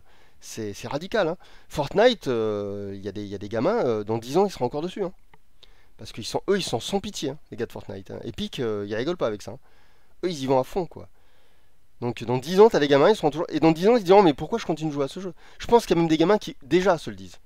Qui se disent, mais pourquoi je continue de jouer à ce jeu, quoi? Il est dépassé maintenant, Fortnite. Enfin, on est d'accord, c'est un vieux jeu. Il y a des gamins qui se disent, mais c'est bizarre, quoi. Pourquoi je continue de jouer? À cause de ça. Parce que t'as peur de rater un truc, parce que t'as tes potes qui y jouent, comme les MMO. Ça utilise toutes les combines pour te garder. Voilà. Et il faut être fort, hein, c'est un peu comme le tabac, hein. Il y a une addiction, il faut être fort pour te dire, bon, il y en a marre, je le désinstalle. Vous savez, le gamin qui s'est dit, bon, je désinstalle Fortnite, il faut noter son nom à ce gamin. C'est un gamin qui a de la volonté, hein. C'est pas facile à faire. Vous savez, c'est comme les sucres de synthèse qu'on met dans les biscuits aujourd'hui. Aujourd'hui, vous prenez une boîte de biscuits, vous l'ouvrez, vous la finissez entièrement, hein. Parce que le sucre qui est dedans a été étudié pour ne pas être écœurant. Ah ouais, c'est grave ça, hein. C'est-à-dire que, logiquement, si vous prenez un biscuit, en teneur de sucre, vous avez une cuillère à soupe dedans de sucre. Prenez une cuillère à soupe de sucre, vous la mangez votre cuillère à soupe. Prenez une deuxième cuillère à soupe de sucre, c'est pas dit que vous parveniez à la manger. Vous allez être écœuré par le sucre. Et donc ils font des sucres de synthèse qui sont aussi nocifs que le sucre blanc, sauf qu'ils ne vous écœurent pas. Du coup, vous prenez une boîte de gâteaux, vous la commencez. Dans les années 80, je vous assure que c'est vrai ce que je vous dis, on mangeait un gâteau, on était écœuré, quoi, on rangeait la boîte de biscuits. Aujourd'hui, vous prenez une boîte de gâteaux, vous mangez un gâteau, deux gâteaux, trois gâteaux. Vous mangez tout le paquet. Parce qu'ils ont amélioré la formule. Et les sucres de synthèse aujourd'hui ne vous écœurent plus.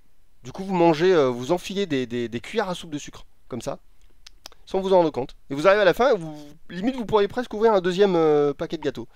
Et ouais. Et ben les jeux vidéo, c'est pareil. On vous attache, vous allez jouer toute la nuit, moins dormir, donc pour votre santé, c'est pas bon. Vous continuez de lancer le jeu machinalement, alors que le jeu n'est plus bon. Le jeu, il a fait. Vous imaginez, Destiny 2, il a quel âge? Il a plus de 5 ans, Destiny 2, c'est une vieillerie. Ah ben, je le relance une fois par mois, moi. Moi, ils m'ont attrapé avec ça, voilà. Et j'ai toujours espoir, en fait. Je me dis toujours, ouais, peut-être qu'il y a un truc bien qui va sortir, mais il faudrait que j'arrête, quoi. Vraiment, mais j'y arrive pas. Donc moi-même, je suis victime, donc je peux vous le dire, hein. Ils me tiennent avec ça. Mais il y a toujours de la nouveauté, donc 2 fois par semaine. Donc de temps en temps, je relance. Alors, moi, mon truc, c'est que moi, ce que j'aime dans Destiny, c'est les assauts. Alors, ce que je fais un assaut. Les nuits noires, vous voyez. Je fais une nuit noire et j'arrête le jeu. Ce qui fait que le jeu m'attrape, ok. Mais je fais une nuit noire, ça me prend un quart d'heure. Et après, je coupe le jeu. Voilà, c'est mon truc à moi. Et les rares fois où je reste longtemps sur Destiny, c'est quand ils font une mise à jour des systèmes de skills. Voilà, là, ils me tiennent, parce que ça, j'adore. Ça, j'avoue que j'adore. Quand il y a eu la version 3.0 des skills, des classes et des doctrines, bah alors là, j'ai passé du temps sur le jeu, parce que du coup, il a fallu que je refasse tout mon build, que je recomprenne toutes les mécaniques, que je cherche un build qui me convienne. Et là, par contre, là, j'accroche. The Division avait bien compris ça. Et The Division, il faisait des mises à jour il y avait carrément, alors ça c'est dangereux de faire ça, parce que ça peut perdre les joueurs. Il y a des joueurs qui ont gueulé sur The Division 2, parce qu'ils l'ont fait un peu trop. Moi j'ai pas eu de problème avec ça, mais moi j'aime bien refaire mes équipements. Mais le truc de The Division, c'est qu'à chaque fois qu'il faisait une mise à jour, il changeait des éléments de gameplay, enfin très exactement comment on peut dire ça, c'est pas de gameplay, mais en fait, en même temps, si, mais c'est du gameplay indirect. C'est des éléments de customisation en fait, des personnages. C'est-à-dire les interactions entre les armes, entre les dégâts, entre les armures. Et c'était très précis dans The Division. C'était vraiment complexe. Hein. Je me rappelle le moment où j'ai passé une nuit blanche à calculer les dégâts, etc., pour arriver à optimiser mon build.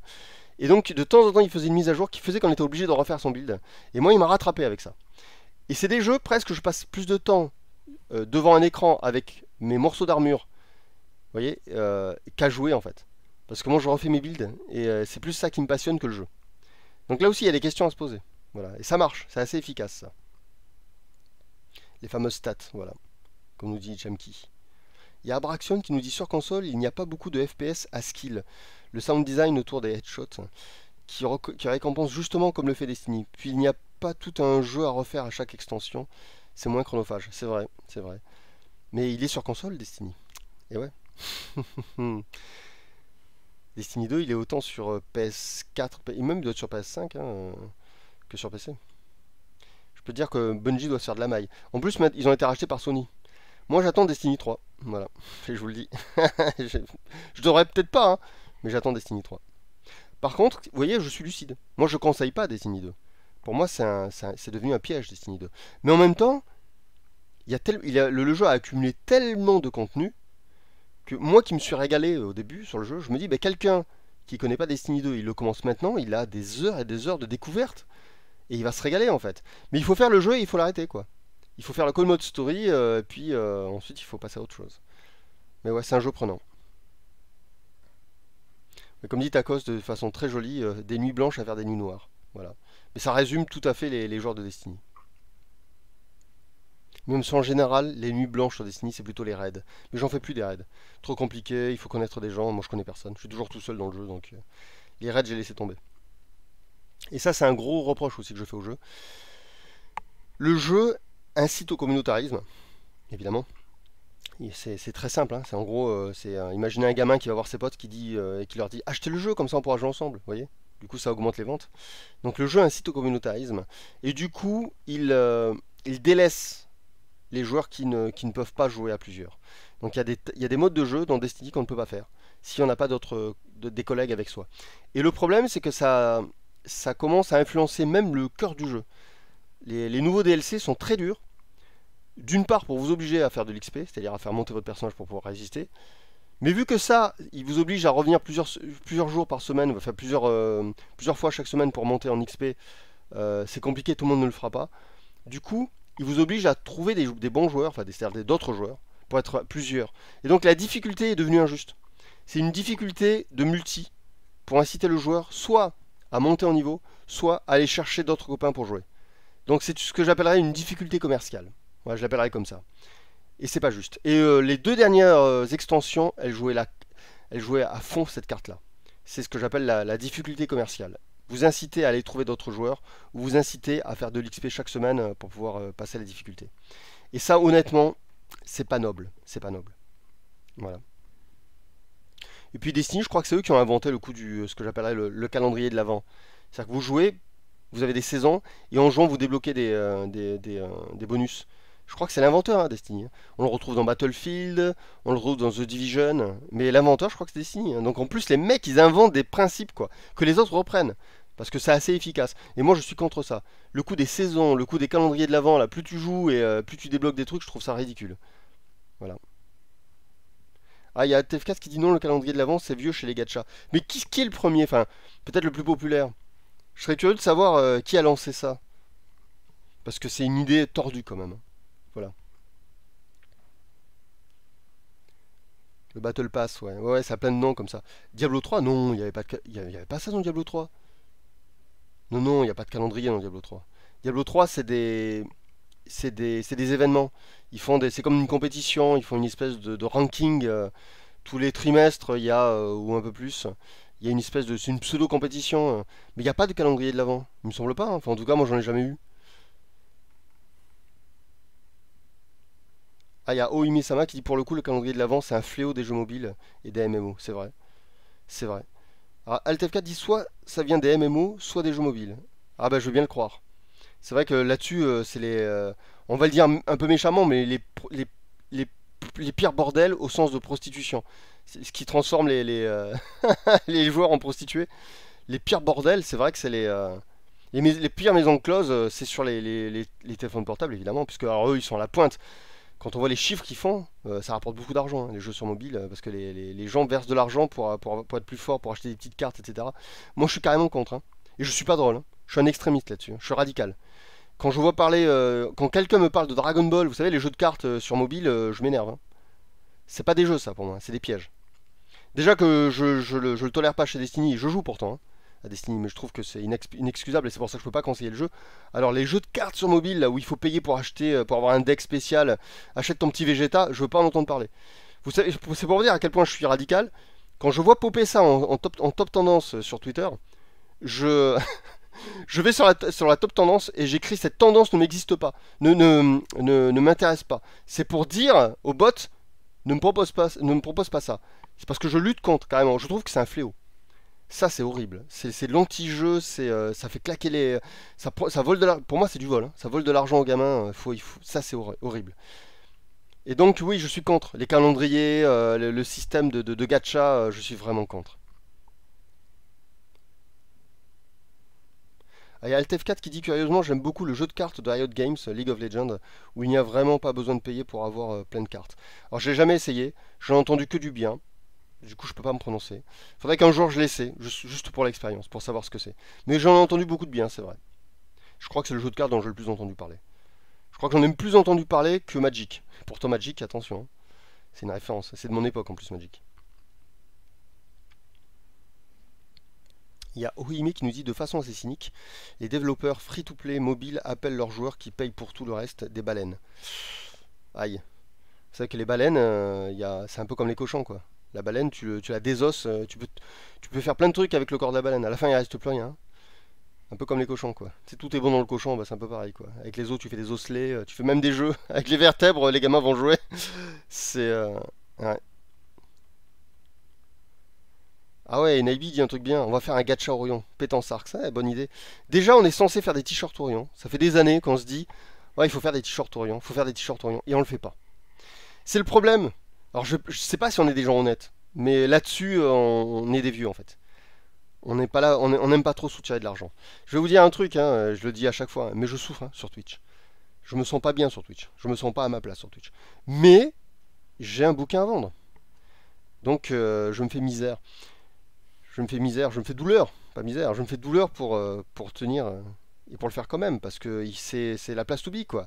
C'est là où potentiellement je suis censé avoir le plus de gens qui vont me découvrir. C'est plus YouTube. Donc du coup, bah voilà, je continue, je fais mes lives. Mais je me sens pas à ma place, je suis pas bien sur Twitch. J'aime pas Twitch. J'aime rien de Twitch. Voilà. Je suis personne sur Twitch. Si je suis des gens de Twitch, j'écoute les comptes rendus ou les résumés sur YouTube. Twitch, j'arrive pas. Twitch et moi, on s'entend pas. Ouais, on va faire un gacha Séléné, tiens. Il y a Shadow qui a même petit cœur sur Séléné. Le gacha Séléné. On va y penser, ouais. Comment on peut faire un gacha dans un manga? Comment c'est possible? Faudrait trouver. Ça me plaît plus déjà. C'est-à-dire trouver une combine, un truc que personne n'a fait. Trouver une idée, ça ce sera amusant. Mais Inaibi et moi, on a du mal. Ouais, on se dit qu'après le cinquième volume, si on trouve pas d'autres éditeurs, on pourrait s'auto-éditer. Et donc, il faudra lancer une espèce de crowdfunding, un truc comme ça, vous voyez. Et même ça, hein, c'est pas notre truc, quoi. C'est au pire, je me dis, on lance un crowdfunding, mais sans contrepartie, vous voyez. Donc déjà, c'est mort, quoi. C'est-à-dire qu'on fait un crowdfunding juste pour le bouquin. C'est-à-dire que les gens qui payent, bon, ont le bouquin, et voilà. Ceux qui veulent y payer plus, à la limite, je sais pas, on dédicace le bouquin, mais ça sera un truc vraiment, c'est pas de la vraie contrepartie, quoi. Je sais pas. Mais vraiment, on n'est pas là-dedans. C'est la nouvelle génération, ça. Nous, on est dépassé par ces choses-là. Il y a Gamati qui dit la couverture du cinquième volume est décidée. Non, pas encore. Maël nous dit bonjour Yankee, à quand une figure d'Orient? Tu veux dire une figurine? Une figure d'Orient. Une figurine peut-être, ouais, je sais pas. J'en rêve moi aussi, mais vu que la seule qui peut produire ça, c'est celle qui fait le manga, bah, c'est pas de mal la veille parce que tout son temps est pris par le manga, quoi. Quand elle sera assez vieille pour avoir des assistants. Quand elle aura la main qui tremble et qu'il faudra quelqu'un qui dessine par-dessus son dessin, on verra. Avatar Blanc dit rien n'est fait pour l'après-volume 5. Pour les produits dérivés, non, mais par contre, moi j'esquisse déjà les volumes 7, 8, 8, 9, 10. C'est pour dire. Voilà, moi j'ai beaucoup d'avance. Mais j'essaie de pas trop en avoir. C'est pour ça que je dis j'esquisse. Ils sont pas figés en fait. Mais comme ils sont particuliers ces trois-là, je suis obligé. C'est comme le 6 et le 7. J'avais déjà expliqué en fait. Le 6 était trop long, j'ai dû le couper en deux. Voilà. Et du coup, je suis obligé de les répartir comme des plans. Il faut que le 6 est entièrement écrit. Et le 7, il faut qu'il soit. Il est écrit aux trois quarts. Mais il faut qu'il y ait un lien fort entre le 6 et le 7, hein. Donc je suis obligé d'écrire le 7 en avance. D'habitude, j'ai qu'un seul volume d'avance. Là, je dois en avoir deux. Mais pour le 8, le 9 et le 10, il se trouve que il y a quelque chose que j'aimerais régler rapidement en fait. Et je ne sais pas si c'est possible. Et donc je suis obligé d'esquisser, de structurer les volumes 8, 9, 10 pour voir s'il m'est possible, en trois volumes, de régler une histoire. Parce que c'est une histoire qui est importante et qui amène quelque chose je sais pas comment dire. Il y a un mot précis. C'est un élément qui change beaucoup de choses dans le monde d'Orion. Et en fait, j'ai hâte d'y arriver à cet élément. Et il se trouve que avant cet élément, il y a des intrigues qui sont particulières. Et ces intrigues, je voudrais pas qu'elles s'éternisent. Donc je veux savoir s'il est possible en 3 tomes d'arriver à mes fins. Donc c'est comme un test, voilà. Donc du coup, bah, je dois m'avancer. Et oui, après le cinquième volume, bah, logiquement, moi je vous dis ce que mon éditeur m'a dit, mais mon éditeur, moi il m'avait dit 4 volumes. Et j'ai dealé 5. Donc déjà, si j'ai dealé, c'est que au départ il voulait pas. Donc on était censé faire 4 volumes. J'ai dealé 5. Mais depuis, jamais mon éditeur m'a fait entendre qu'on en ferait plus. Donc pour l'instant, on est censé s'arrêter au cinquième. Voilà. On ne sait pas, hein, peut-être que l'éditeur voudra aller plus loin, ça j'en sais rien. Mais pour l'instant, de ce que je sais, si je n'invente pas, c'est-à-dire factuellement, Orion devrait s'arrêter au cinquième. Avec un éditeur, hein. Si on trouve un autre éditeur, on continuera avec l'autre éditeur. Alors j'ai aucun problème avec ça, je vous le dis. Voilà. Changer d'éditeur, moi, hein, ça ne me pose aucun problème. Voilà. Surtout que si jamais les designs des bouquins changent, il y a toujours moyen d'éditer ensuite, même en indépendant, hein. On peut tout à fait, avec Naibi, éditer des couvertures qui se rapprochent plus du premier design. Voilà. Donc c'est pas un problème, hein. Ça se règle ça. Surtout qu'il n'est pas impossible non plus qu'en jouant, on réédite les premiers avec la couverture de la nouvelle forme. Je sais pas si on a une nouvelle forme une nouvelle forme de collection. Et donc tout est possible. Rééditer des couvertures, c'est pas un problème. Donc non, moi changer d'éditeur, j'ai aucun souci avec ça. D'ailleurs, si un éditeur nous entend, vu que là, ben, on est censé arrêter au cinquième, hein. Moi, j'ai rien me dit qu'on continuera. Donc là, si un éditeur m'entend qui veut me contacter, il n'y a pas de souci, hein. Vous ne nous, comment vous dire ça? Vous ne nous débaucherez pas. Si c'est ça qui vous fait peur. Non, non, il n'y a pas de débauchage là, puisque de toute façon, nous on fait le cinquième. Le cinquième, il est signé avec Léna. Mais ça sera qu'à partir du sixième, voilà. Mais c'est pas le sixième, on peut tout à fait le signer. Là, actuellement, on peut signer le sixième volume chez un autre éditeur. C'est le cinquième qu'on ne peut pas. Le cinquième, là, ce serait du débauchage. Non, le cinquième, il est signé chez Glénat. Mais le sixième n'est pas signé. Donc, un éditeur peut tout à fait nous contacter. Ça peut arriver, hein, il y a peut-être un éditeur qui aime Orion. Et ça peut se faire. Donc, de toute façon, il y a un moment, je vous le dirai, hein, si c'est clair, si on s'arrête au cinquième, ben, je vous le dirai, voilà. À partir de maintenant, on cherche un éditeur. Ou pas. Parce que si on ne trouve pas d'éditeur, évidemment, on s'auto-éditera. Mais Orion ne s'arrêtera pas. Ça, c'est sûr. Il y a le Maxaf qui dit: je vais peut-être poser une question idiote, mais il n'existe pas un monde où Ankama pourrait récupérer le bébé. Bah écoute, ils ont toutes les cartes sont entre leurs mains, là je viens de le dire. Ankama nous entend, voilà, je pense. Donc voilà quoi. S'ils décident de nous contacter, il n'y a pas de souci, hein. Nous-mêmes on les contactera, hein. Enfin on contactera des éditeurs, hein, une fois que ce sera clair avec Glénat. Une fois qu'on ne sera plus tenu de faire des volumes pour eux, on contactera les autres éditeurs. Mais après, je vais vous dire comment je le ressens, mais on a été chez Glénat. Glénat, c'est un éditeur qui n'est pas aimé par les autres éditeurs, il faut le savoir, hein. C'est le leader, et c'est classique. Et donc, c'est pas dit que les autres éditeurs nous apprécient, hein. Orion, c'est un peu vu comme un manga qui était édité par un. Et puis, il y a pas que ça, il y a que. Ouais, il n'y a pas que ça, bref. Il y a toujours une espèce de compétitivité un peu stupide, mais c'est comme ça, entre les éditeurs et les auteurs. Et il y a d'autres auteurs chez d'autres éditeurs, et on n'est pas forcément, on n'est pas forcément les bienvenus, hein. C'est compliqué, hein. Il y a une, même si elle n'est pas dite, il y a toujours un fond politique, hein, c'est comme ça. Et ça m'étonnerait pas du tout. On va faire un constat, hein, mais Orion, c'est un manga vachement bien dessiné par Enaibi. Oh, je parle pas de moi, hein. On parle que d'Enaibi et d'Orion. Orion, c'est un manga vachement bien fichu, dessiné par Enaibi, quoi. Et moi, je serais éditeur, j'hésiterais pas une seconde. Mais un éditeur, c'est un peu comme un politicien, c'est un peu comme un président, c'est un peu comme un roi. C'est lui qui décide. L'éditeur, il n'a pas envie de se dire on me force la main parce que Orion a déjà sa communauté, il est bien dessiné. En gros, c'est une bonne carte à jouer, Orion. C'est-à-dire qu'un éditeur, il devrait se dire, bah, en gros, le gros est déjà fait.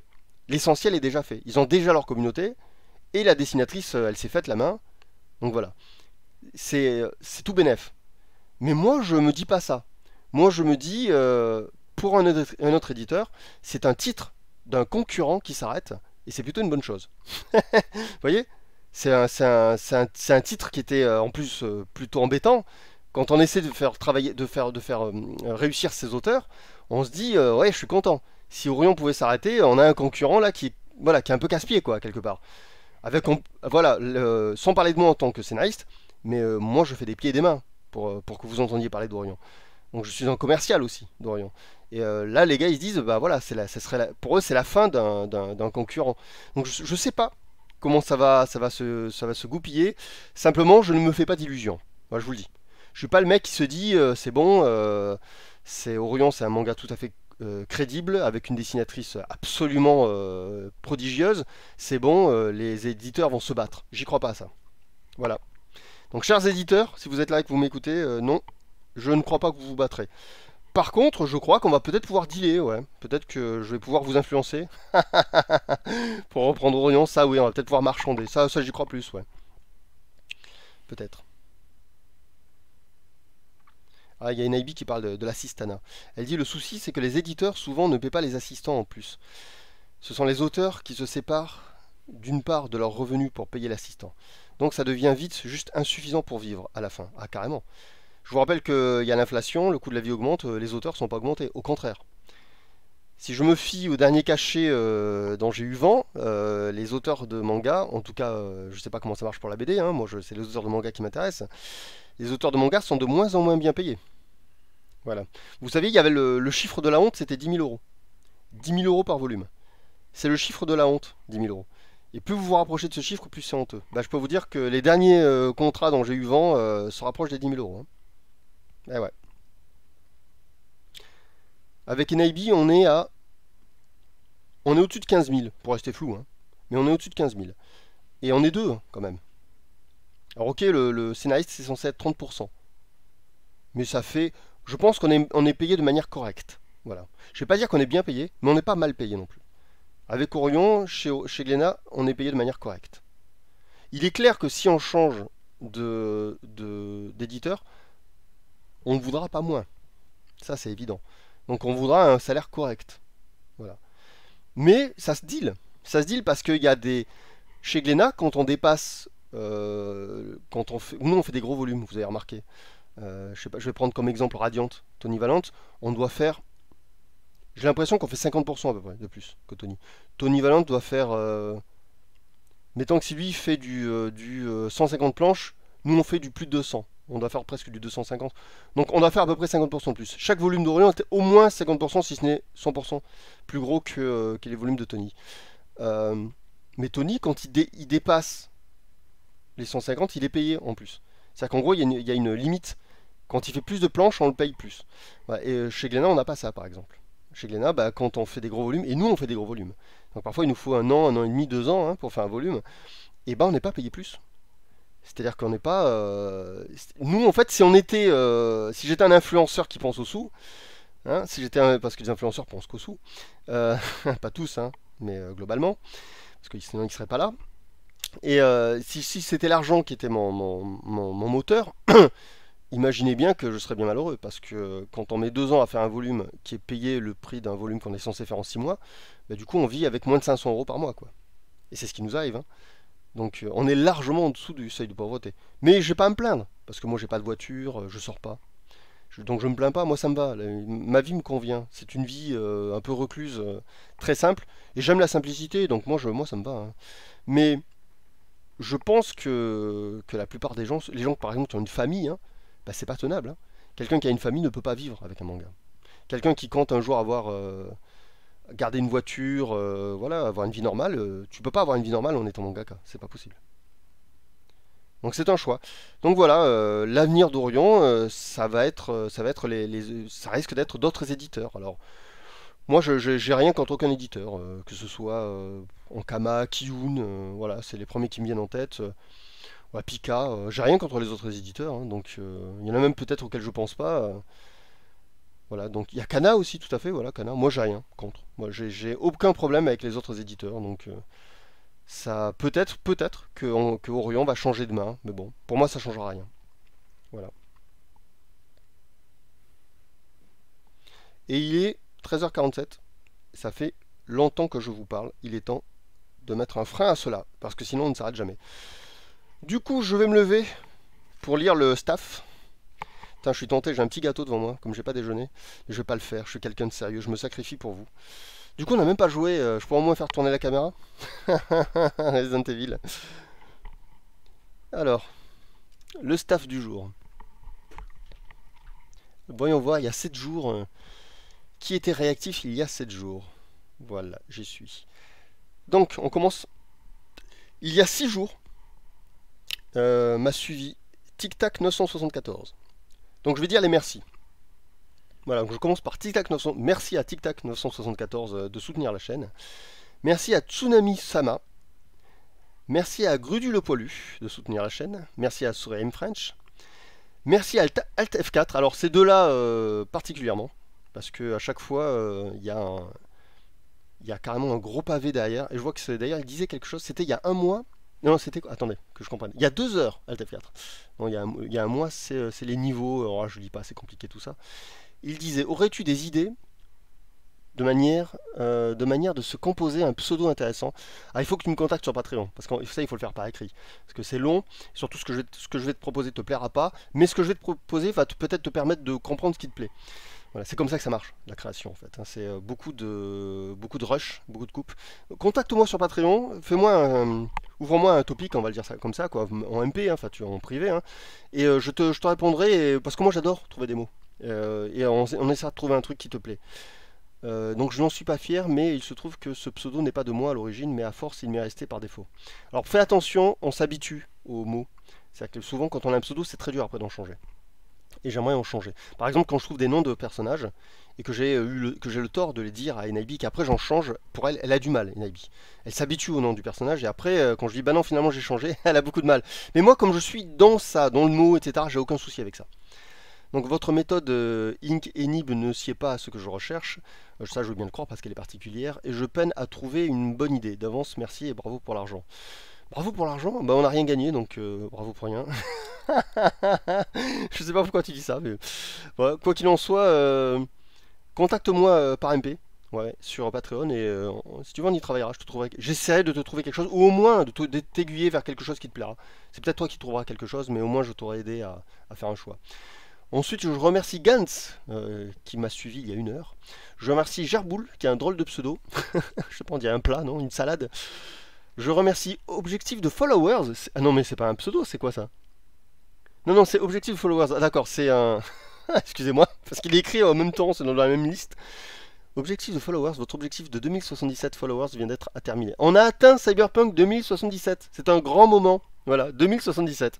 Donc il va falloir que je trouve un autre chiffre un peu plus gros et je vais lancer mon objectif de followers, faut que j'y pense.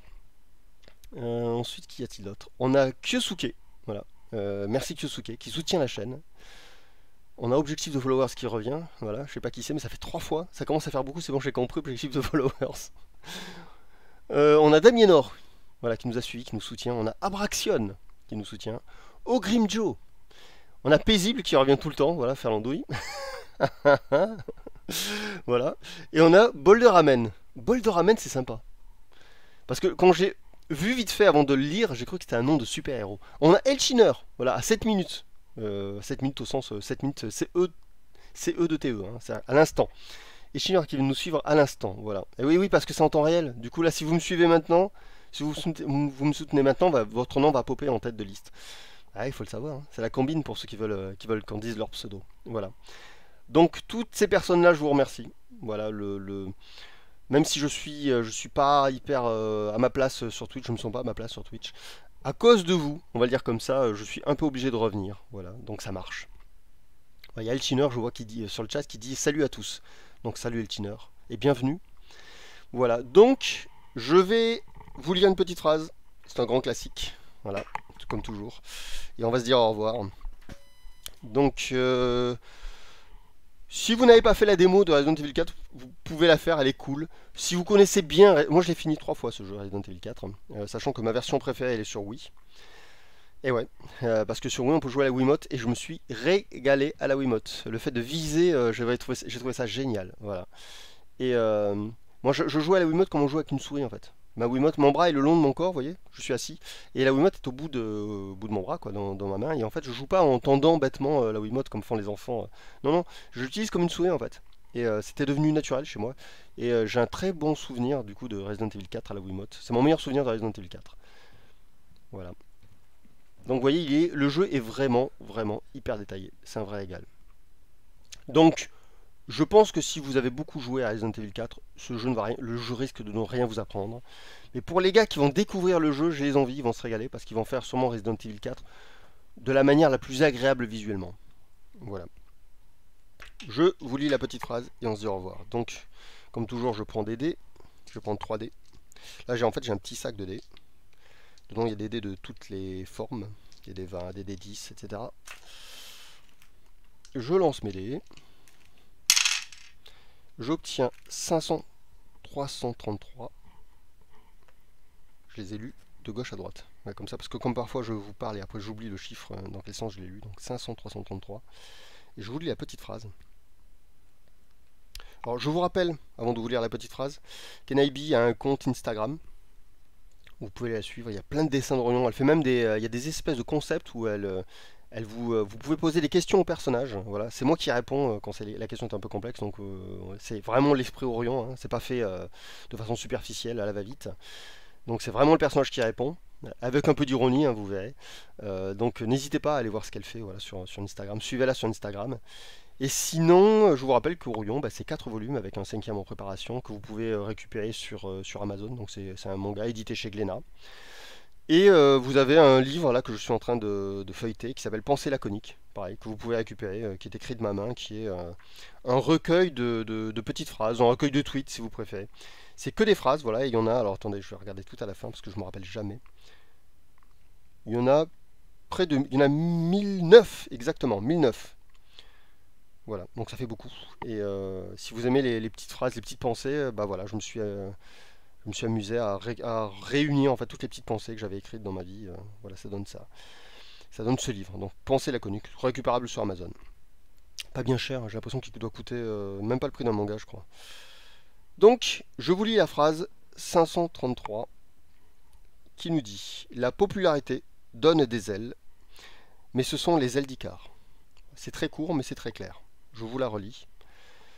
La popularité donne des ailes, mais ce sont les ailes d'Icare. Voilà, je vous rappelle que Icare, donc c'est ce petit gamin un peu désobéissant, fils de d'Édale, qui, grâce à son père, s'échappe en se couvrant le corps de cire et en y accrochant des plumes, donc il s'envole. Mais son père le met bien en garde: attention, ne vole pas trop près du soleil, car la chaleur pourrait faire fondre la cire et tu pourrais tomber et en mourir. Et Icare, qui est tout heureux de pouvoir voler, oublie ou néglige les conseils de son père. Il se rapproche du soleil, les plumes se détachent et il meurt. Voilà, ce qui est très triste. Et cette histoire, c'est de la mythologie grecque, en fait, c'est resté à travers le temps. C'est devenu aujourd'hui un symbole de, on va dire, contre les extrêmes. C'est-à-dire que dans la vie, il ne faut pas aller trop loin. Il ne faut pas abuser du pouvoir, par exemple, hein, comme font les politiciens. Les politiciens, ce sont ils sont dans le syndrome d'Icare, c'est-à-dire ils se brûlent les ailes. Bon, pour l'instant, ils sont tranquilles, hein, ils se disent c'est pas grave. Ça sent un peu le brûler, mais c'est pas bien grave. Mais ils oublient un peu l'histoire, et ils oublient que quand le peuple en a vraiment marre, ça finit très très mal. Voilà. Et surtout pour eux. Voilà, donc très jolie phrase qui nous rappelle que la popularité, elle vous donne des ailes, mais c'est des ailes que vous ne garderez pas longtemps. Parce que la popularité, ça ne dure pas. Et surtout, la popularité, c'est beaucoup la chance. C'est assez rarement le talent. Et quand on réussit par la chance, quand on réussit parce qu'on a été là où il fallait au bon moment, même si on aime à dire ensuite que c'est de la stratégie parce qu'on a de l'orgueil, c'est pas vrai. Mais oui, la chance fait plus que le talent. Il faut se rappeler que ça ne durera pas. Et qu'à un moment, on redeviendra Monsieur Personne et il faut l'accepter, c'est comme ça. Donc la popularité donne des ailes, mais ce sont les ailes d'Icare. Voilà. Sur ce, je vais vous laisser. J'avais dit que je ferais au moins tourner. Je bafouille parce qu'en vérité, pendant que je vous parle, je pense à d'autres choses. Euh, ce qui est du coup pas bon signe, hein, ce qui veut dire que vraiment, il faut qu'on arrête. Ouais, je voulais au moins faire tourner la caméra sur Resident Evil 4. Voilà. Et oui, vous voyez, c'est pas filmé. C'est vraiment le jeu. Voilà. Donc si vous n'avez pas fait vous voyez comme c'est beau. La démo, faites-la parce que vraiment elle est belle. Le jeu va être vraiment stylé. Voilà. Je crois on va rencontrer quelqu'un si j'ai bon souvenir. Allez, avant de se quitter, on se fait plaisir avec un peu de mise en ambiance. Désolé d'être rentré comme ça.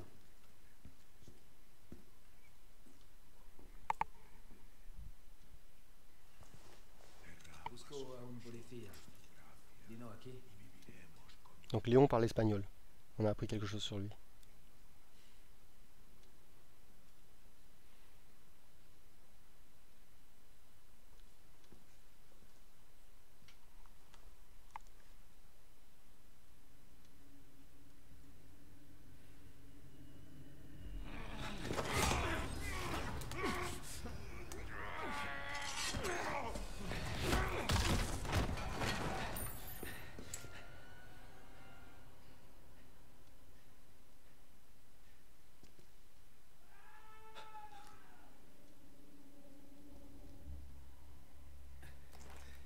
C'est la merde. Et quand les personnages sont sous pression, ils deviennent vulgaires. Je dis pas ça pour me moquer, hein. Non, c'est vrai. Vous remarquerez dans Orion que quand les personnages jurent, c'est qu'il se passe un truc vraiment prenant pour eux. C'est-à-dire qu'à ce moment-là, ils se laissent aller en fait. Et il y a beaucoup d'auteurs qui oublient ça. Il y a des auteurs qui font jurer leurs personnages pour rien. Mais en vérité, les humains n'aiment pas être vulgaires. En réalité, on fait l'effort de rester poli en vérité. Tout le monde. Et donc, mais dans les moments où on est vraiment en colère, dans les moments où il y a une grosse tension, on se laisse aller. Donc la vulgarité peut être un marqueur de la tension. C'est-à-dire que la vulgarité nous apprend quelque chose sur le personnage. Parce qu'il y a des personnages, James Bond, il est d'un calme olympien, vous voyez. Donc James Bond, ça va être dur de le faire jurer, parce que le mec, il maîtrise la situation. Donc ça nous apprend quelque chose sur le personnage. Un personnage qui va jurer, c'est un personnage qui est pas très stable psychologiquement. C'est-à-dire que vraiment, C'est-à-dire que la situation l'émeut. Il est vraiment ému au sens où ça peut être la colère, hein, ça peut être la tristesse, mais il est vraiment ému.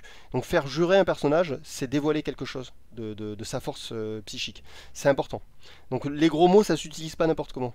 Faut faire attention. Voilà. C'était le petit conseil scénaristique du jour. Du coup, on va se laisser là. Voilà, j'espère que vous ne vous êtes pas trop ennuyé avec moi. On se retrouvera bientôt. La semaine qui arrive, là, c'est une semaine objection. Voilà, donc si vous êtes sur Patreon, et je vous encourage à venir sur Patreon, parce que mon vrai travail, mes vrais podcasts, c'est sur Patreon. Je vous rappelle que YouTube et Twitch, c'est juste des vitrines en fait, pour vous inciter à venir sur Patreon. Donc là, cette semaine, vous aurez un nouvel épisode de mes objections. Je vais commencer à y travailler, même si j'ai déjà posé quelques bases. Mais cette semaine, je vais tenter de l'enregistrer. Et si tout se passe bien, dimanche prochain, je ferai un live donc très très court, juste pour lancer la nouvelle objection, qui sera la 135 peut-être, si je ne dis pas de bêtises, dans ces eaux-là, 134 ou 135, je crois que c'est 135. Ah oui, juste une chose, sur le live précédent, j'ai fait une petite erreur. On parlait de Stephen King, des adaptations de Stephen King, c'est bien que ça me revienne. Et à un moment, on parlait de Brian De Palma, qui a fait plein de chefs-d'œuvre. Enfin, pas tant que ça. Qui a fait au moins 3 bons films, Brian De Palma. Cronenberg en a fait au moins 5. Ouais, il en a fait un peu plus. Et je disais que Carrie, donc, c'était un film de Brian De Palma, une adaptation de Stephen King. Et je disais que Stephen King avait de la chance d'avoir un bon réalisateur pour adapter son premier roman populaire. Et je vous disais, il y avait Dead Zone aussi, qui est une adaptation donc cinéma qui a fait parler d'elle. Et je disais que c'était Carpenter, Dead Zone. Mais c'est Cronenberg. Voilà, j'y ai pensé ensuite, je me suis dit, mais oui, c'est Cronenberg. Parce que Carpenter, il a adapté Christine. Voilà, la voiture qui tue tout le monde. Enfin, qui tue pas tout le monde, il y a une histoire. En fait, elle tue certains individus. Vous verrez, si vous regardez le film, qui est très très bien, hein, qui a bien vieilli de Carpenter. Voilà, Carpenter, Cronenberg, faut pas confondre. Et donc Dead Zone, qui est un très bon film, une très bonne adaptation de Stephen King, c'est Cronenberg. Voilà. Mais c'est vrai que Cronenberg a un cinéma tellement fort, il a son cinéma à lui, que c'est toujours difficile de se rappeler que c'est lui quand même qui a adapté Dead Zone, qui a adapté un roman de Stephen King. Ça ressemble pas trop à Cronenberg. Cronenberg, il est vraiment dans son cinéma à lui. Voilà, mais il a fait une exception. Voilà. Donc on se laisse là. Je vous dis à dimanche prochain pour la prochaine objection, donc mon prochain podcast, voilà, que j'annoncerai. D'ici là, portez-vous bien, ne faites pas de bêtises et profitez au mieux de votre dimanche. Au revoir tout le monde.